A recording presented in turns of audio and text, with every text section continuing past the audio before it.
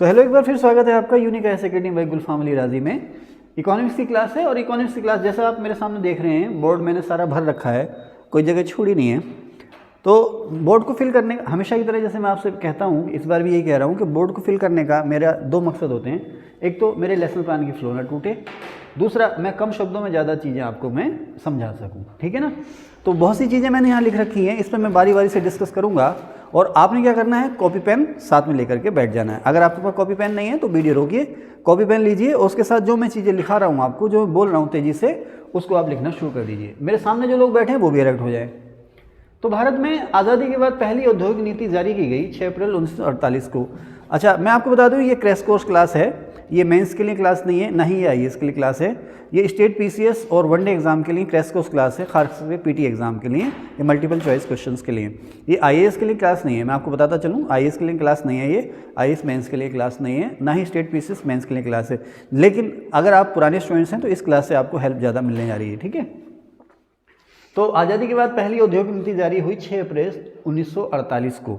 और आपसे पूछेगा कि जब हमारी पहली औद्योगिक नीति जारी हुई तो उस समय वित्त मंत्री कौन थे या किसने जारी की। पीएम तो वो एक ही थे, पंडित नेहरू। उस समय हमारे वित्त मंत्री थे श्यामा प्रसाद मुखर्जी। श्यामा प्रसाद मुखर्जी ने वित्त मंत्री या उद्योग मंत्री जो भी थे, मुझे कंफर्म नहीं है, वित्त मंत्री थे, उद्योग मंत्री थे, जो भी थे आप लोग देख लेना, लेकिन ये कंफर्म है कि पहली औद्योगिक नीति जारी की 6 अप्रैल 1948 को श्यामा प्रसाद मुखर्जी ने जारी की। इसमें अर्थव्यवस्था में मिश्रित अर्थव्यवस्था को शामिल किया गया। मिश्रित अर्थव्यवस्था का मतलब ये था कि जो सरकारी क्षेत्र है वो और जो निजी क्षेत्र है वो दोनों मिलकर के काम करेंगे। मिश्रित अर्थव्यवस्था का मतलब यही है कि सरकारी क्षेत्र में कोई भी काम, सरकारी क्षेत्र को तो काम करने की आज़ादी होती ही है, सरकारी क्षेत्र काम करते ही है, साथ ही साथ इकोनॉमी में तमाम तरह की जो प्रोडक्टिव एक्टिविटीज़ हैं, उद्योग व्यापार या उत्पादन की जो क्रियाएं हैं, प्राइवेट सेक्टर को भी काम करने का मौका दिया जाएगा। तो इसी को कहा गया था मिश्रित अर्थव्यवस्था। तो सीधे सवाल आएगा कि जो पहली औद्योगिक नीति थी उसमें मिश्रित अर्थव्यवस्था को अपनाया गया। अब यहाँ पर आता है कि इसमें थी केंद्रित अर्थव्यवस्था, केंद्रित या केंद्र निर्देशित अर्थव्यवस्था। इसके दो मतलब हैं। एक तो मतलब ये है कि सरकार जो थी 5 साल के लिए भविष्य में योजनाएं बनाने वाली थी, 5-5 साल के लिए योजनाएं बनाएगी, वो जो भी योजनाएं बनेंगी वो केंद्र सरकार के स्तर से बनेंगी और उन्हीं योजना के अकॉर्डिंग भारत में भविष्य में आर्थिक व्यापार, आर्थिक विकास होगा। एक बात तो ये हो गई केंद्रित। दूसरी केंद्रित अर्थव्यवस्था का मतलब ये हो गया कि देश में जो भी गतिविधियां होंगी अर्थव्यवस्था में, उनका डायरेक्शन जो है केंद्र सरकार करेगी। भले निजी क्षेत्र को काम करने की आज़ादी दी गई है, लेकिन निजी क्षेत्र भी जो है वो केंद्र सरकार के निर्देशन के अधीन ही रहेगा। तो इसको नाम दिया गया केंद्रित अर्थव्यवस्था। इसको आप नियंत्रित अर्थव्यवस्था भी कह सकते हो।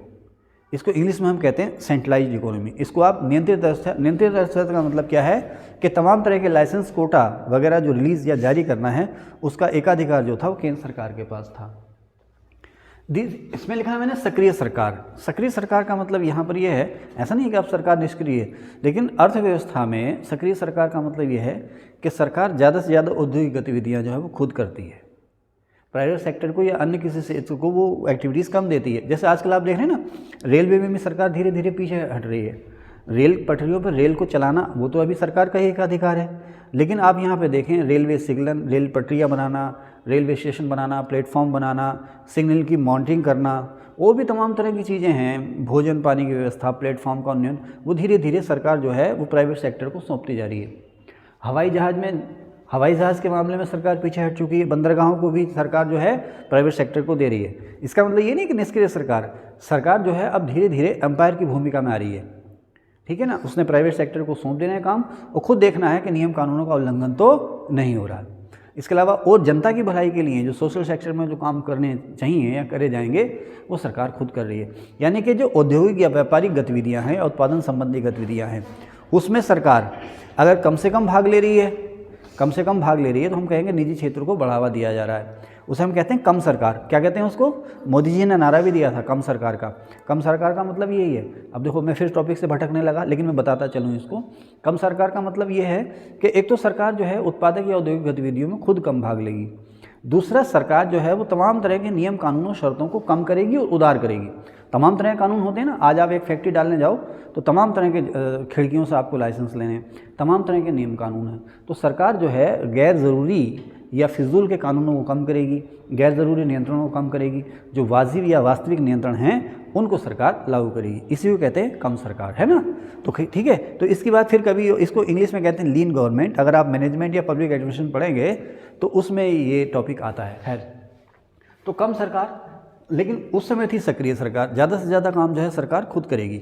तो केंद्रित अर्थव्यवस्था, मिश्रित अर्थव्यवस्था और सक्रिय सरकार, ये जो खूबियाँ थी पहली औद्योगिक नीति की थी। लेकिन वनडे या पीसीएस एग्जाम में ज़्यादा से ज़्यादा आपसे क्वेश्चन पूछेगा प्री एग्जाम में कि पहली औद्योगिक नीति कब जारी हुई? 6 अप्रैल 1948 को, श्यामा प्रसाद मुखर्जी। ओके, आगे चलें।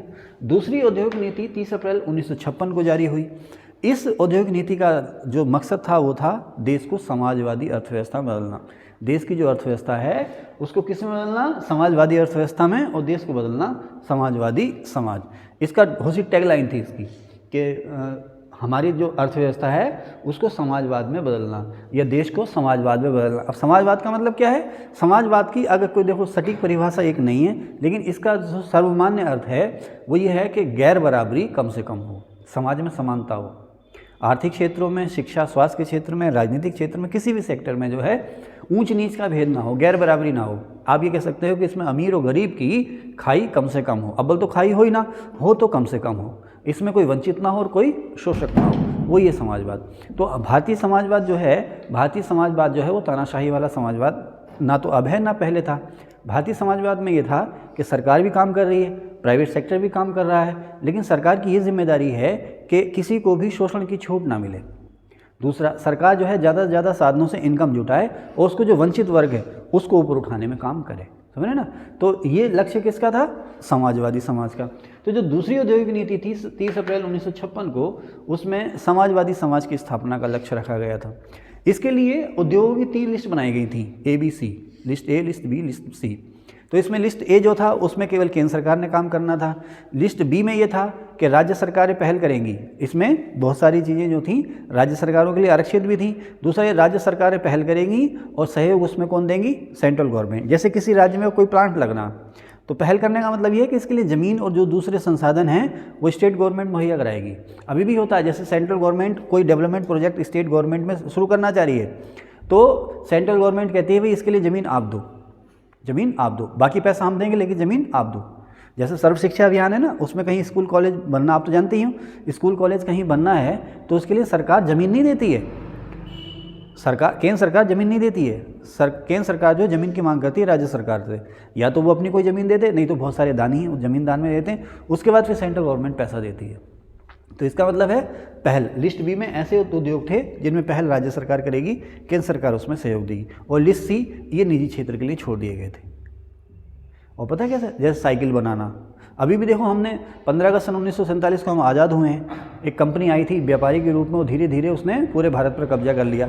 तो निजी क्षेत्र से हम डरे हुए थे, एक तो निजी क्षेत्र से हम डरे हुए थे, और दूसरा सरकार ने जो है कि भारी भरकम जिम्मेदारी ले रखी थी लोगों के विकास की। तो ज़्यादा से ज़्यादा काम जो थी सरकार खुद करना चाह रही थी। ठीक है, अब इसी में आया था PSU, पब्लिक सेक्टर यूनिट्स। ठीक है ना, इसको PSC भी लिख देते हैं कहीं और PSU भी लिख देते हैं, हिंदी में से कहते हैं सार्वजनिक उद्यम। आप ऐसा समझो, जो कारखाने सरकार चला रही है, सरकारी कारखाने, सरकारी इंटरप्राइजेस, उनको हम कहते हैं। पब्लिक का मतलब सरकार, ठीक है ना। तो पब्लिक सेक्टर एंटरप्राइजेस या पब्लिक सेक्टर यूनिट्स जो थे इसी औद्योगिक नीति के बाद आए, या दूसरी पंचवर्षीय योजना में आए। ये समय कौन सा है? दूसरी पंचवर्षीय योजना का है। तो इसमें जैसे आप देख रहे हैं, कहीं सूत कारखाना, कहीं जूट कारखाना, कहीं शुगर फैक्ट्री, कहीं इस्पात फैक्ट्री, है ना, बड़े बड़े कारखाने, कहीं पावर प्लांट, तो ये इन्हें कहा गया था सार्वजनिक उद्यम। रेलवे भी पब्लिक एंटरप्राइजेस है ना। तो बड़े बड़ी सरकारी कंपनियां बनाई गई, और ये दर्शन जो था नेहरू जी का दर्शन था। नेहरू जी थे भारी और बड़े उद्योगों या मध्यम उद्योगों को महत्व देते थे। उनका कहने, पिछली क्लासेस में मैंने आपको बताया भी है, उनका कहने का मतलब ये था कि जिस क्षेत्र में भी कोई बड़ा उद्योग लगेगा वो आसपास की अर्थव्यवस्था को अपने आप ही बढ़ावा देगा, जिससे रोज़गार पैदा होंगे। रोज़गार पैदा होंगे तो डेवलपमेंट अपने आप ही होगा। समझ रहे ना? समझ रहे भाई? आप जैसे 2 मिनट में आपको मैं इसको समराइज़ कर देता हूँ। जैसे कोई कारखाना हम लगा लेते हैं, आप बड़ी बात मत कीजिए, आप सिर्फ और सिर्फ एक यहाँ पर एक किसका कारखाना लगाएंगे सर? किसका बताएं? कोचिंग कारखाना नहीं है यार। अरे चलिए, कोचिंग है, ठीक है, एक बड़ी बड़ी कोचिंग है। तो अब एक बहुत बड़ी कोचिंग है यहाँ पर। तो अब आप देखें, छोटी छोटी चीज़ें आप देख रहे हैं ना, ये ये तो मार्कर, पेन, लाइट्स, बोर्ड वगैरह ये तो कोचिंग की ज़रूरत हो गई, सीमित हो गई। लेकिन इसके अलावा अब स्टूडेंट्स यहाँ बड़ी कोचिंग है सर, मैंने है ना, नालंदा विश्वविद्यालय स्तर की है ना, तो बड़ी सी कोचिंग है, तो साहब कितने स्टूडेंट्स वहाँ पर आएंगे, तो सभी को रेंट पे रूम चाहिए, है ना। अब जाहिर सी बात है, वो अगर कोई स्टूडेंट कलकत्ता से आया तो कलकत्ता तो जाएगा नहीं कपड़ा खरीदने, यहाँ रहेगा तो यहीं खरीदेगा ना, जूता, कपड़ा, चप्पल, जो भी ज़रूरत की चीज़ें हैं वो सब यहीं से खरीदेगा, है ना। आसपास जो है मकानों के दाम बढ़ जाएंगे, है ना, किराए पे कमरे, है ना, मैस चल रहे हैं, हॉस्टल बने पड़े हैं, है ना। और आसपास जो है स्टेशनरी की शॉप उगाएंगी, मैगज़ीन बिकने लगेंगी, न्यूज़पेपर खूब बिकने लगेगा, पूरा पूरा हब हो जाएगा ना। तो उसी तरह से यही नेहरू जी का दर्शन था कि कोई कारखाना बड़ा लगेगा जिस जगह, तो आसपास के क्षेत्र को बदल देगा। आप देखो ना, आपके यहाँ रुद्रपुर में जब सिडकुल बना है तो उसने आसपास के सभी क्षेत्रों की सूरत कितनी बदल दी है। आज रुद्रपुर की जो आबादी है शायद रुड़की से ज़्यादा है, शायद नहीं, कन्फर्म, रुद्रपुर नगर निगम की जो आबादी है रुड़की नगर निगम से ज़्यादा है, और तेज़ी से डेवलप हो रहा है रुद्रपुर शहर। रुद्रपुर में बसना दिल्ली से बसने से महंगा है, ऐसा कहा जाता है। रुद्रपुर में बसना दिल्ली में बसने से महंगा है। किसकी वजह से हुआ ये सब? सिडकुल की वजह से। हालांकि इसको डेवलपमेंट मिलना शुरू हो गया था जब ये जिला मुख्यालय बना, लेकिन सिडकुल से इसने तेजी ला दी। चलिए सर आगे चलें, तो समझ गए PSU।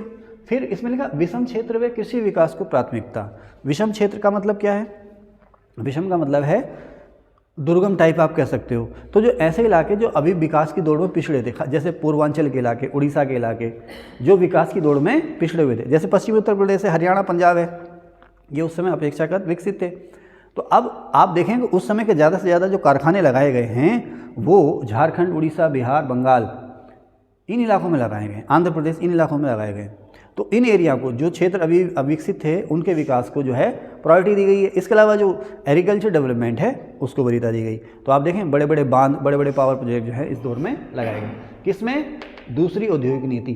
ठीक है, तो डेट जरूर याद रख लेना, पहली का भाई 6 अप्रैल और दूसरी 30 अप्रैल। ठीक है, 1948 और 30 अप्रैल 1956। ये आपको बार बार पढ़ने पड़ेंगे एग्जाम से पहले। ठीक है साहब। अब फिर आ गई नई औद्योगिक नीति। अब उसमें खैर ज़्यादा डिटेल में तो नहीं जाएंगे। 1980 तक सब अच्छा चलता रहा, देश में विकास भी तेज़ी से हो रहा है, राष्ट्रीय आय बढ़ रही है, प्रति व्यक्ति आय बढ़ रही है, लेकिन फिर झोल नज़र आने लगी। झोल मतलब समझते हैं? कमियाँ। फिर जो हैं कमियाँ नज़र आने लगी। अब ये जो PSU थे ये सफ़ेद हाथी बनने लगे, कहते हैं ना सफ़ेद हाथी, उसका खर्च बहुत बड़ा होता है। जैसे आजकल लोग ना, हम लोग जो लोअर मिडिल क्लास फैमिली के होते हैं, मिडिल क्लास फैमिली के होते हैं, फॉर्च्यूनर गाड़ी ले तो लेते हैं समाज में प्रभाव बढ़ाने के लिए, लेकिन उसके खर्चे कितने हैं, है ना। वो एक फिल्म आई थी भ्रष्टाचार, मिथुन चक्रवर्ती और रेखा की, तो उसमें गाना था, मुझे बड़ा अच्छा लगता है, ऊँट वाली से जो करो यारी मेरे राजा, तो ऊँचा करो घर का दरवाज़ा। ऊँट वाली से जो करो यारी मेरे राजा, तो पहले ऊँचा करो घर का दरवाज़ा। तो वही वाली बात है ना। तो हम लोग फॉर्च्यूनर हमने ख़रीद ली, औकात इतनी थी नहीं। अब वो पता है तेल जो है घूंटों से पी रही है ना, समझते हैं ना, घूंटों से पीना, कटक कटक कटक कटक, है ना। जैसे छोटे बच्चे को कोल्ड ड्रिंक का गिलास दे दो, बड़ा आदमी तो है वो तो सिप करके पिएगा। अब छोटा तो है, देखेगा एक बड़ी कोल्ड ड्रिंक की बोतल उसके सामने रखी है, उसमें से आपको एक गिलास दे दिया। अब छोटे बच्चों को दे, उसे पता ये पूरी खाली करनी है, तो गटक गटक गटक गटक गटक गटक गटक गटक, है ना। तो फिर आँख बची तो पूरी बोतल ही मुँह में लगा देता है। तो फॉर्च्यूनर का भी यही हाल है ना सर, घूंटों से पीती है ना तेल। जितनी महंगी लग्जरी बड़ी गाड़ियाँ वो घूंटों से तेल पीती हैं। तो साहब ये PSU भी थे, ये फॉर्च्यूनर बन गए सरकार के लिए। बन इसलिए गए, मैं जो है कि मैं आलोचना नहीं करूँगा। प्राइवेट सेक्टर जो है ना, उसमें नौकरी जो है सुरक्षित तो है, लेकिन उसमें यह है कि भाई जितना काम करोगे, जितना अच्छा काम करोगे, उतना अच्छा प्रमोशन मिलेगा। सरकारी क्षेत्र में हो गया कि नौकरी हो गई सुरक्षित। सभी की बात नहीं कर रहा मैं, तो कुछ लोगों ने इसमें जितनी उनकी क्षमता थी उस क्षमता से कम काम करना शुरू कर दिया। और भी बहुत सारे मुद्दे थे। जब आप IAS या PCS मेंस लिखोगे ना, और उसमें अगर आपने मेंस में मैनेजमेंट या इकोनॉमिक्स या पब्लिक एडमिनिस्ट्रेशन सब्जेक्ट लिया, तो उसमें पूरा का पूरा इन पब्लिक इंटरप्राइजेस पे एक टॉपिक है, कैसे बने, इनकी क्या रोल था, फिर क्या इनकी जो है कि कमियां आई, जिसकी वजह से नई औद्योगिक नीति या नई आर्थिक नीति हमें लानी पड़ी। तो धीरे धीरे ये सफ़ेद हाथी बन गए। मीन्स इनकी जो प्रोडक्टिविटी थी वो कम थी, लेकिन इन पर लागत ज़्यादा थी, और ज़्यादातर जो थे घाटे में चलने लगे। तो सरकार पर एक बोझ हो गई है, तो सरकार भी इनसे पीछे छुड़ाना चाह रही थी। खैर, तो 1980 तक तो सही चलता रहा, लेकिन 1980 के बाद भारत में क्या हुआ कि जो इकोनॉमी थी उसमें मनी का जो सर्कुलेशन कम होने लगा। भारत का जो विदेशी व्यापार था उसमें घाटा बढ़ने लगा, निर्यात घटने लगा और आयात जो है वो ज़रूरत से ज़्यादा बढ़ने लगा। धीरे धीरे एक स्थिति ये आई कि दिवालिया जैसी स्थिति हो गई। कर्मचारियों को या ज़रूरी जो खर्च हैं उसको देने के लिए, उसको करने के लिए भी पैसा सरकार के पास नहीं बचा। इसी में से एक आया था विदेशी मुद्रा का संकट या विदेशी विनिमय संकट या विदेशी भुगतान का संकट। तो इस बात को मैं ज़रूर यहाँ पर थोड़ा सा बताता चलूँगा। पिछली क्लासेस में भी मैंने आपको बताया है, लेकिन इसमें फिर से मैं आपको बता दूँ, हम लोग जो है ना अभी भी हम ज़्यादा से ज़्यादा जो है अपनी ज़रूरत का माल विदेशों से खरीदते हैं। हालांकि हमारे देश में भी बहुत सी चीज़ें बनती हैं। खाद्यान्न के लिए हमें बाहर जाने की ज़रूरत नहीं है ना, अनाज के लिए हमें बाहर ज़रूरत नहीं है। लेकिन आप देखें ना, लोहा कोयला हमारे यहाँ खूब है, लेकिन अच्छी किस्म का लोहा कोयला कम है। अच्छी किस्म का लोहा कोयला हमारे यहाँ कम है। हम लोग सोलर पावर पर जोर दे रहे हैं, लेकिन सोलर पैनल जो है हम विदेशों से मंगाते हैं, चिप विदेशों से मंगाते हैं, सेमीकंडक्टर हम विदेशों से मंगाते हैं, तेल गैस ज़्यादा से ज़्यादा हम विदेशों से मंगाते हैं, है ना। सोने चांदी के जो आभूषण हैं उनके हम सबसे बड़े एक्सपोर्टर हैं, लेकिन उसके लिए सोना चांदी हीरा जवाहरात जो है हम विदेशों से मंगाते हैं। तो होता क्या है कि हम पहले से ही, आज़ादी के बाद से ही हम बड़े आयातक रहे हैं। आयात खूब करते हैं, इंपोर्ट हम कम करते हैं। अगर हम इंपोर्ट ज़्यादा से ज़्यादा करेंगे तो विदेशी मुद्रा हमारे देश में आएगी, लेकिन अगर हम आयात ज़्यादा से ज़्यादा करेंगे तो उसके लिए आरबीआई के पास या हमारे देश के पास जो विदेशी मुद्रा है वो ज़्यादा से ज़्यादा, यानी कि हमारी विदेशी मुद्रा का भंडार जो है वो ज़्यादा से ज़्यादा विदेशों में जाएगा, विदेशी मुद्रा हमारे पास कम हो जाएगी। ऐसे हुआ था 1990-91 के आसपास, जब हमारे पास विदेशी मुद्रा बहुत कम हो गई थी। तो अब जब विदेशी मुद्रा बहुत कम हो गई तो अब हमें अपनी ज़रूरत का जो माल विदेशों से मंगाना है उसको ख़रीदने के लिए, यहाँ तक कि जो बहुत ज़रूरी चीज़ें थी, ज़रूरी खर्च थे, उनको चलाने के लिए भी हमारे पास फॉरेन करेंसी नहीं रही, अपर्याप्त हो गई। तो ऐसे में हम लोग गए थे वर्ल्ड बैंक और IMF के पास, विश्व बैंक और IMF के पास गए थे उनसे कर्ज लेने। ऐसा नहीं था, ये नहीं था हमारे पास पैसा नहीं था, अपना रुपया तो था, लेकिन विदेशी मुद्रा हमारे पास नहीं थी। तो ऐसे में हमने अपनी करेंसी का डिवैल्यूएशन यानी कि अवमूल्यन भी किया, उससे ही बात नहीं बनी। एक्सपोर्ट को बढ़ावा देने की कोशिश की, उससे ही बात नहीं बनी। उसी समय खाड़ी संकट आ गया था, है ना, खाड़ी युद्ध हो गया तो तेल के दाम और बढ़ गए थे, और भी बहुत सारी चीज़ें थी, उनको मैं यहाँ पर डिस्कस नहीं करूँगा, कभी अलग से डिटेल में जब मेंस के लिए बताऊँगा तो उसमें बताऊँगा मैं आपको। तो ऐसे में IMF और वर्ल्ड बैंक ने हम पे शर्तें थोपी थी। जैसे अभी श्रीलंका में आया था पिछले साल मुद्रा का संकट, तो श्रीलंका ने IMF से कर्ज मांगा था, तो श्रीलंका को भी कर्ज मिला, लेकिन बहुत सारी शर्तें थोपी गई। तो कर्ज क्या था? IMF और वर्ल्ड बैंक, IMF ने हमें जो है डॉलर में कर्ज दिया, यानी कि विदेशी मुद्रा हमें दी, जिससे कि हम अपनी ज़रूरतें पूरी कर सकें, विदेशों से माल खरीद सकें। विदेशों से ज़्यादा से ज़्यादा माल खरीदेंगे और कोशिश करेंगे अपने देश में ज़्यादा से ज़्यादा चीज़ें बने, जिससे कि हमारा एक्सपोर्ट बढ़े, हालात सही हों, हमारे देश से पैसा जाए कम और आए ज़्यादा। तो इसके लिए IMF ने हमें कुछ गाइडलाइन सुझाई और शर्तें रखी, अगर इन गाइडलाइन को आप मानोगे तभी हम आपको आगे और पैसा देंगे, अदरवाइज़ नहीं देंगे। तो एक तो खुद हमारी राजनीति भी चाहती थी कि अब हमें जो है नई सोच को पाना है, और पूरी दुनिया जो थी उस नई सोच को पा करके आगे बढ़ रही थी, हम पीछे थे।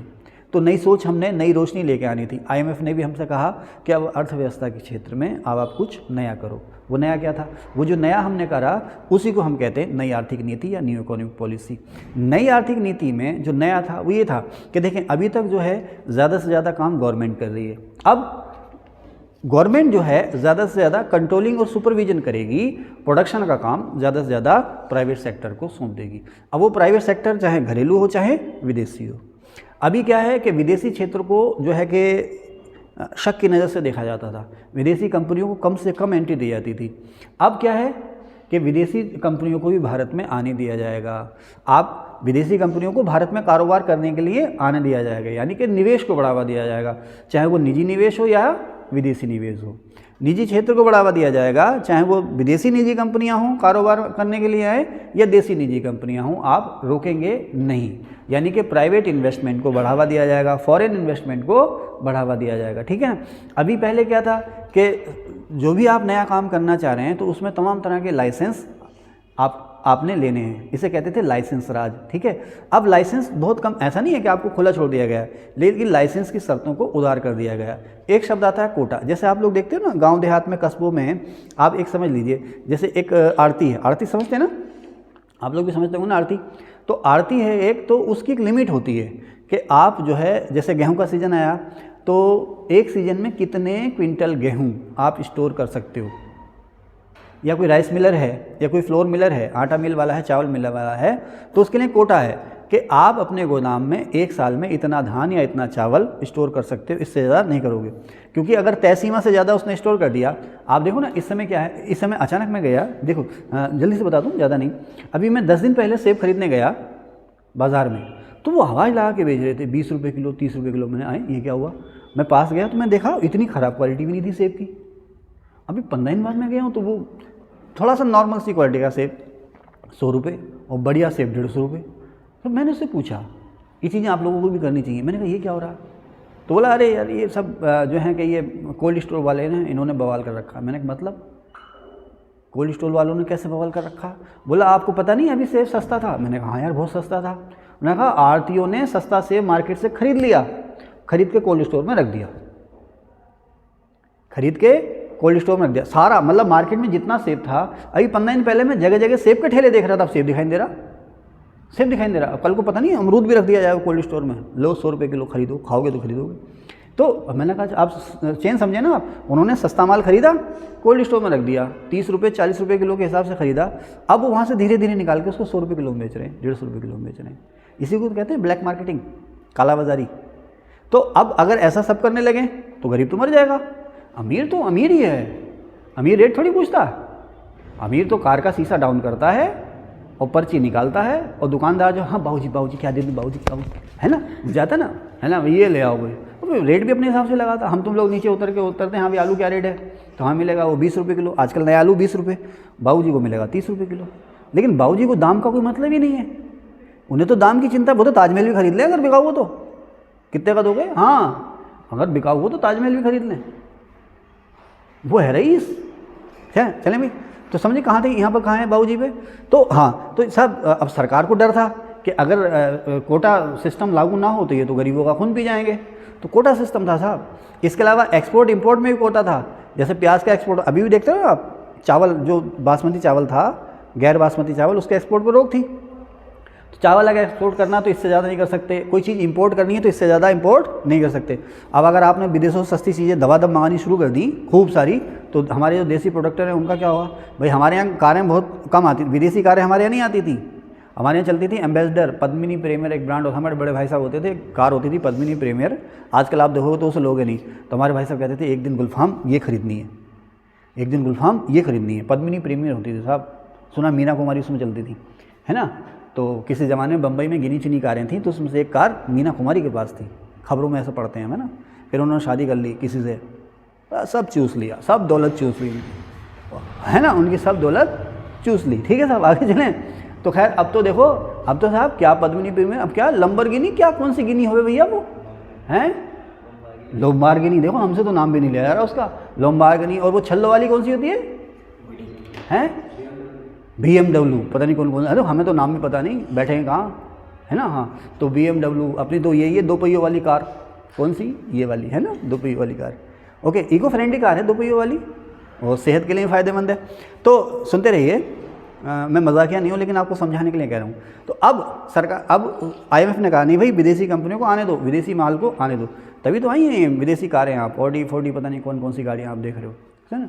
अब पहले क्या था, आप एक तय सीमा से ज़्यादा पैसा विदेश में नहीं ले सकते। विदेशी कंपनियाँ आ भी रही हैं, यहाँ पैसा कमा रही हैं, लेकिन अपने प्रॉफिट का एक हिस्सा ले जा सकती हैं, उससे ज़्यादा हिस्सा आप नहीं ले सकते। विदेश में आप घूमने जा रहे हो तो इससे ज़्यादा पैसा आप देश से विदेश में नहीं ले जा सकते, समझ रहे हैं ना। दूसरी कंपनी आ रही हैं तो इससे ज़्यादा निवेश यहाँ पर नहीं कर सकती, हमारी किसी कंपनी को नहीं खरीद सकती। अब उसने कहा कि नहीं साहब, इस काम को कम करो, आप लिबरल हो जाओ, उदार हो जाओ। क्या हो जाओ, लिबरल हो जाओ या उदार हो जाओ। विदेशी पैसा आने भी दो, देश से पैसा जाने भी दो, इससे तुम्हें फ़ायदा ही होगा। ओके साहब। फिर एक शब्द आता है कि दूसरे लोगों को आसानी से अपने यहाँ आने दो, अपने लोगों को आसानी से बाहर जाने दो। दूसरे मालों को और सर्विसेज को, माल सर्विसेज क्या है, बैंक आपको सर्विसेज तो दे रही है, बीमा कंपनी। आप देखो हमारे देश में बहुत सारी बैंक और बीमा कंपनियां हैं, बैंकिंग आपको बहुत सारी सर्विसेज दे रही हैं। आप देखो ना, स्टार देसी कंपनी विदेशी कंपनी है, स्टार स्पोर्ट्स वाले, स्टार स्पोर्ट्स वाले देसी शेयर हैं, विदेशी शेयर हैं, अरे चलो जो भी है, शायद इसमें विदेशी शेयर ज़्यादा है। तो ये सर्विस तो दे रही है आपको क्या दे रही है ये सर्विस। अच्छा चलो छोड़ो, फेसबुक, व्हाट्सअप और क्या है वो एक्स, जो कभी ट्विटर, सब विदेशी कंपनियां तो हैं, ये सर्विस तो दे रही हैं। तो ये कहा कि भाई जो विदेशी सर्विसेज हैं और विदेशी माल हैं उसको देश में आने दो, अपने देश की सर्विसेज और अपना देश का माल विदेशों में आसानी से जाने दो, यानी कि अपनी अर्थव्यवस्था को पूरे देश, पूरी दुनिया की अर्थव्यवस्था से जोड़ दो। इसी को नाम दिया गया था ग्लोबलाइजेशन। तो ये थी नई आर्थिक नीति, जिसको मैंने आपको शॉर्ट में बताया। इसको हम कहते हैं एलपीजी की पॉलिसी, लिबरलाइजेशन, प्राइवेटाइजेशन और ग्लोबलाइजेशन। इतना ही समझ लो आप। उदारीकरण, निजीकरण और वैश्वीकरण किसके समय में आई थी ये आपको पता ही है। उस समय वित्त मंत्री कौन थे? मनमोहन सिंह, और प्रधानमंत्री थे नरसिंह राव। भारत में आर्थिक सुधारों का जनक जो कहा जाता है, ये भारत में नई पीढ़ी के आर्थिक सुधारों का जनक जो कहा जाता है, किसको कहा जाता है? डॉक्टर मनमोहन सिंह को। ध्यान रखना, नरसिंह राव नहीं, मनमोहन सिंह को कहा जाता है। प्रधानमंत्री उस समय राव साहब थे। ठीक है, ओके, क्लियर है? क्लियर है? आगे चलें। तो साहब यही थी आपकी आर्थिक उदारीकरण या खुली अर्थव्यवस्था की नीति। अच्छा, इस समय कुछ काम ऐसे हैं, आपने जाना है क्या? आपने जाना है क्या? तो आराम से बैठिए ना, है ना। आपकी बॉडी लैंग्वेज कुछ कह रही है, कुछ समझ में नहीं आ रहा क्या? कुछ पूछना है? ओके। तो अब इस समय जो रिजर्व है, इस समय वो काम जो इस समय गवर्नमेंट सेक्टर के लिए रिजर्व है, कुछ ही बचे हैं। एक मिनट इसको रोक दीजिएगा, ये कुछ कहना चाह रहे हैं। तो इस समय ऐसे काम जो केवल सरकार कर सकती है, कौन से हैं? परमाणु ऊर्जा, एटॉमिक एनर्जी। परमाणु ऊर्जा संबंधित जो काम हैं, है ना, परमाणु बम तो नहीं कह सकते, एटॉमिक एनर्जी से रिलेटेड जितने भी काम हैं वो सब गवर्नमेंट सेक्टर के लिए रिजर्व हैं। परमाणु खनिज, वही यूरेनियम, प्लूटोनियम वगैरह, थोरियम वगैरह, परमाणु खनिज, उनका खनन, उनका प्रशासन जो है केंद्र सरकार करेगी। और रेल संचालन समझ लें, मतलब रेल को पटरियों पर चलाना। रेल संचालन समझते भाई, रेल का बोगी कोई बना ले, इंजन कोई बना ले, सिग्नल कोई बना ले, प्लेटफॉर्म कोई बना ले, पटरी कोई भी बिछा ले, कोई दिक्कत नहीं है, लेकिन उस पर रेल जो चलाने का काम है वो सरकार का है। ठीक है ना। अब आप देखें इसमें राज्य सरकारों के मतलब राज्य सरकारों के नियंत्रण में कोई भी उद्योग या कोई भी इंटरप्राइज नहीं रहा। 3 बचे हैं जो सरकारी सेक्टर के लिए रिजर्व हैं। कौन से? परमाणु ऊर्जा, परमाणु खनिज और रेल, ये केंद्र सरकार के लिए। ठीक है ना। अब बिल्कुल यहाँ से एकदम चेंज हो जाएगा। गेट की फुल फॉर्म है general agreement on trade and tariff. ठीक है, हमने जब तैयारी शुरू नहीं की थी, हम बचपन में थे तो अखबार पढ़ने का हमें बड़ा शौक था, तो ये खूब आता था सर, गेट, डंकल प्रस्ताव। डंकल एक बड़ा सा राक्षस बना होता था, कार्टून सा, और डंकल की शक्ल का, और उस पर लिखा होता था डंकल, आर्थर डंकल। और उस समय विपक्ष जो था बड़ा विरोध करता था इसका, डंकल, पता नहीं क्या डंकल था। वो इतना असर था इस डंकल का जितना कोरोना आया ना अखबारों में, इतना ही किसी ज़माने में डंकल आया था। तो क्या था ये डंकल प्रपोजल? तो उसको जानने से पहले हम चलते हैं वर्ल्ड वार की तरफ को। वर्ल्ड वार हुआ 1939 से 1944। सर इमरान जी, आप मुझे बताएं, एक लाइन में कोई बता सकता है कि अगर दुनिया में शांति स्थापित करनी है, हथियारों को ख़त्म करना है, तो इसका सबसे अच्छा रास्ता क्या है? इमरान जी आप बताएं। दुनिया में शांति स्थापित करनी है, हथियारों को ख़त्म करना है, धर्म, जाति, क्षेत्र की सारे झगड़े ख़त्म करने हैं, सीमाओं के सारे विवाद ख़त्म करने हैं, है ना, इंसान का इंसान से भाईचारा, यही पैगाम हमारा। अगर ये करना है तो बताओ इसका सबसे बढ़िया रास्ता क्या है? आर्थिक सुधार और आप क्या कहना चाहेंगी? खुली अर्थव्यवस्था। और कोई कुछ कहना चाहेंगे? इसके लिए एक ही शब्द कह दो जो हमारे स्टूडेंट का नाम है, विकास। हाँ, और उसमें एक शब्द और जोड़ दो, समावेशी विकास। उसमें एक शब्द और जोड़ दो, सतत समावेशी विकास। धारणी विकास और समावेशी विकास। ठीक है साहब। अगर ये चीज़ आप कहीं भी दुनिया में देखना, कोई विवाद, कोई भी, चाहे वो हमास इजराइल का विवाद हो, कोई सा भी विवाद हो, उसकी जड़ में कहीं ना कहीं पैसा है, गरीबी है, तंगी है। एक जो वो उस युद्ध से कमा रहा है, और एक जिसका उस युद्ध पर असर पड़ रहा। कहीं भी देख लेना आप, कोई भी विवाद हो, किसी भी तरह का विवाद हो, उसकी जड़ में पैसा है ना। जैसे महाविवाद हुआ था, उसकी जड़ में क्या था? पैसा ही तो था। एक कह रहा चोरी करूँगा, दूसरा कह रहा चोरी नहीं करने दूंगा, है ना। तो उसकी जड़ में क्या है? विवाद है। अब जो चोरी कर रहा था उसे क्या? उसे बेटी के लिए दहेज जुटाना था। तो अगर दामाद दहेज ना मांगता तो उसे चिंता ना होती ना। अच्छा, दामाद दहेज क्यों मांग रहा? क्योंकि दामाद के पास है नहीं। उसके माँ बाप उसे पढ़ा लिखा के बड़ा कर रहे हैं, अरे बड़ा हो जाएगा शादी होगी कार मिलेगी, बड़ा हो जाएगा शादी होगी कार मिलेगी। अबे खुद ही कमा लो, है ना सर, है ना सर। हाँ, मम्मी पापा बेटियों के सामने बात कर रहे हैं, अरे ये प्लाट ले लिया इसके दहेज के काम आएगा, अरे ये खरीद लिया इसके उसके काम आएगा, अरे ये खरीद लिया इसके जेवर के काम आएगा। तो लड़की के दिमाग में डाले डाल रहे हैं कि भाई एक दिन तूने बस शादी करनी है और जो कुछ भी कर रहे हैं तेरे दहेज के इंतजाम के लिए कर रहे हैं। तो वो भी बस शीशे के सामने खड़ी होगी कि भाई जितना बढ़िया लुक्स हो जाए उतना दहेज कम हो जाएगा, उतना अच्छा वर मिल जाएगा। अरे उसके दिमाग में ये डालो कि तूने पढ़ना है, तूने अपने पैरों पर खड़ा होना। जो शुरू से होगा भाई इसका इस कॉलेज में नाम, ये इसके मेडिकल के लिए पैसे, ये इसके इंजीनियरिंग के लिए पैसे जमा कर रहे हैं भाई, है ना। ये प्लाट खरीद लिया बेटी जब मेडिकल की तैयारी करेगी, ये प्लाट खरीद लिया बेटी इंजीनियरिंग की तैयारी करना चाहेगी, तो ये प्लाट खरीद लिया बड़ी होकर बेटी कार खरीदना चाहेगी, तो ये प्लाट खरीद लिया बड़ा होगा बेटा कार में घूमना चाहेगा, तो ये प्लाट खरीद लिया बेटे को मेडिकल स्टोर खिला दे। अब जब तुम शुरू से उसके दिमाग में डाल रहे हो कि तूने दहेज लेना और तूने दहेज देना, बस हो गया काम। IAS का बच्चा IAS ऐसे थोड़ी बनता, ऐसे बनता, वही माहौल देखता है वो घर में, है ना। उसे रटने की जरूरत ही नहीं है कि सेक्रेटरी क्या होता है, सेक्रेटरी तो उसके घर में बैठा है ना। हाँ, CM का पता नहीं, क्योंकि CM से तो रोज़ पापा मिल रहे हैं भाई। वो CM के बारे में क्या जानेगा, विधानसभा पापा के साथ बचपन से ही घूमने जा रहा है विधानसभा में। ये होते हैं MLA MP। सॉरी लंबा हो गया, लेकिन ये ना सोच बदलनी चाहिए हमें। शादियाँ तो होनी हैं, लेकिन पैदा होते ही ये शादी के लिए करेंगे वो करेंगे, वो शादी की करेगी, पढ़ेगी तो बनेगी ना, और पढ़ेगी तो अपने आप पीछे उसके आएंगे पैसे के लालची, है ना। ओके चलें भाई, तो हाँ थोड़ा मैं भावुक हो गया, आगे चलूँ। तो general agreement on trade and tariff, कहाँ था सर, मैं भटक गया। हाँ मैं था वर्ल्ड वार पे था ना। हाँ, तो आप देखें कि जो पहला और दूसरा वर्ल्ड वार हुआ है ना, उसकी जड़ में भी कहीं ना कहीं आर्थिक कारण ही थे। भूखे बेरोजगार लोग, उन्हें नेताओं ने भड़काया, उन्हें तानाशाहों ने भड़काया, नेताओं ने भड़काया, युद्ध का माहौल हो गया, युद्ध हो गया।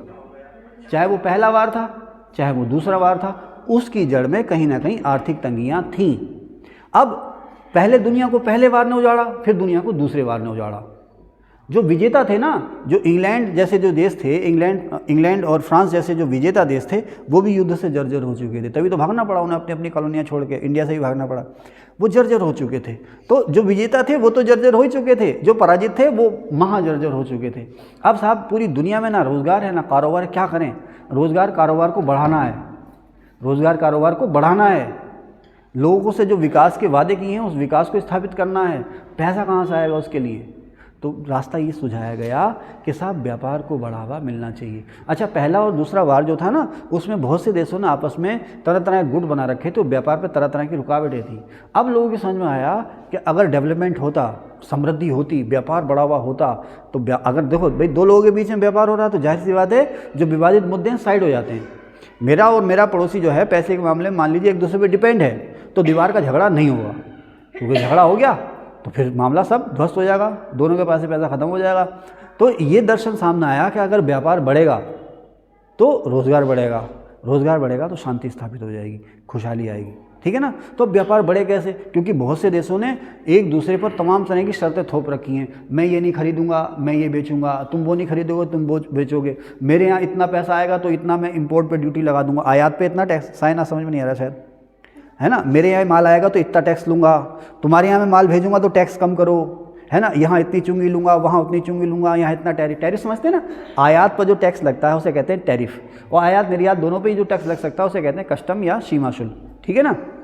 तो ये दिक्कतें थी साहब। तो अब सेकेंड वर्ल्ड वार के बाद जब दुनिया बैठी और बैठ के सोचा, 1947 में जिनेवा में बैठक हुई, जिनेवा में 1947 में बैठक हुई कि साहब एक काम करें कि पूरी दुनिया में व्यापार को बढ़ावा देने के लिए सभी देश मिलजुल करके कुछ समझौते, व्यापार को बढ़ावा देने के लिए एक समझौता करें।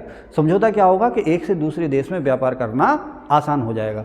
तो पता नहीं 23 या 27 देशों ने, एग्जैक्ट मैंने यहाँ लिखा नहीं है, शायद 27 कंट्रीज थे, 27 देश थे, 27 देशों ने आपस में मिलकर के 1947 में जिनेवा में बैठक करी, और बैठक करने के बाद उन्होंने एक समझौते पर दस्तखत किए, मोटा मोटा, जिसे कहते हैं ना मोटा मोटा, जो बहुत सारी गूढ़ बातें हैं समझौते में, यार ये होना चाहिए, ये नहीं होना चाहिए, इसका व्यापार होगा, उसका नहीं होगा, इसका होगा तो कैसे होगा, उसका होगा तो कैसे होगा। उसने कहा भाई जो छोटी छोटी बातें हैं ना उनको फिलहाल छोड़ देते हैं, जो बड़ी बड़ी बातें हैं, खास चीज़ें जो व्यापार करने के लिए बहुत ज़रूरी हैं उनको लागू कर देते हैं।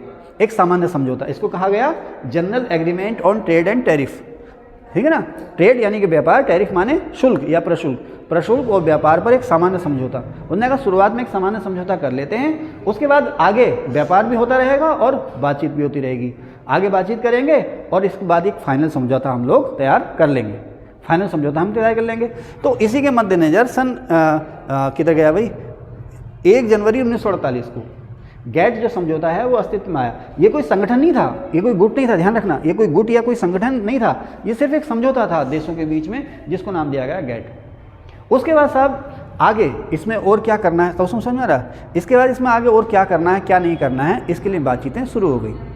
तो अब जिस देश में ये बैठक हो रही है ना, जैसे मान लीजिए इंडिया में बैठक हो रही है तो उसको कहा गया इंडिया राउंड की बैठकें, अमेरिका में बैठक हो रही है इसकी तो अमेरिकी राउंड की बैठकें।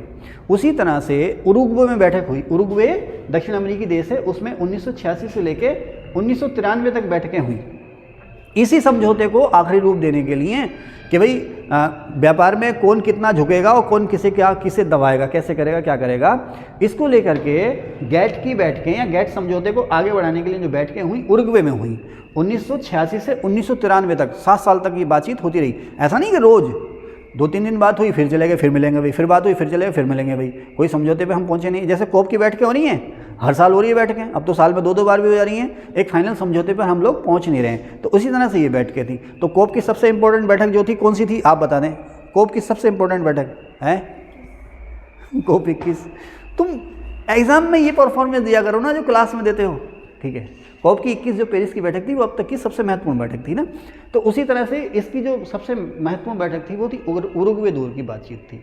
तो आपसे पूछ लेगा कि उरुग्वे दौर की बातचीत किससे संबंधित थी, उरुग्वे दौर की बातचीत किससे संबंधित थी साहब, गैट से संबंधित थी। यानी कि व्यापार के लिए एक समझौते पर पहुंचने के लिए उरुग्वे में जो बातचीतें हुई उन्हें हम उरुग्वे राउंड की बैठकें कहते हैं, ठीक है साहब।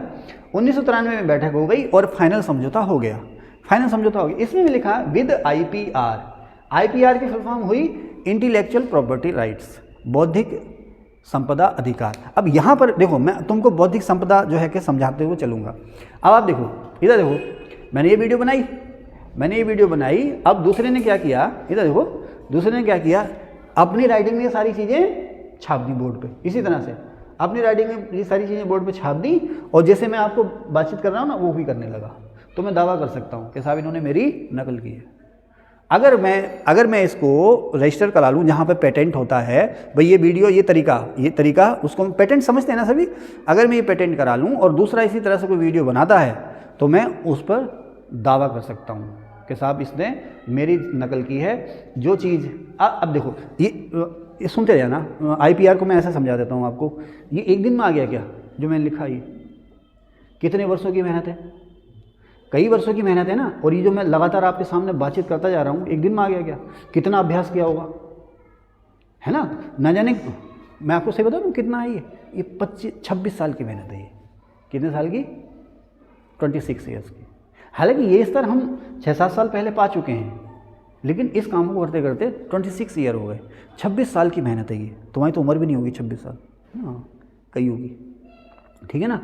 तो तू कितने बरस की, गाना नहीं है, तू कितने बरस की, तू कितने बरस का, 16, 17, 16, है ना। हाँ तो 26 साल की तो मेहनत है। अब हमने मेहनत की है, हमने तरीका, और एक दिन में थोड़ी है।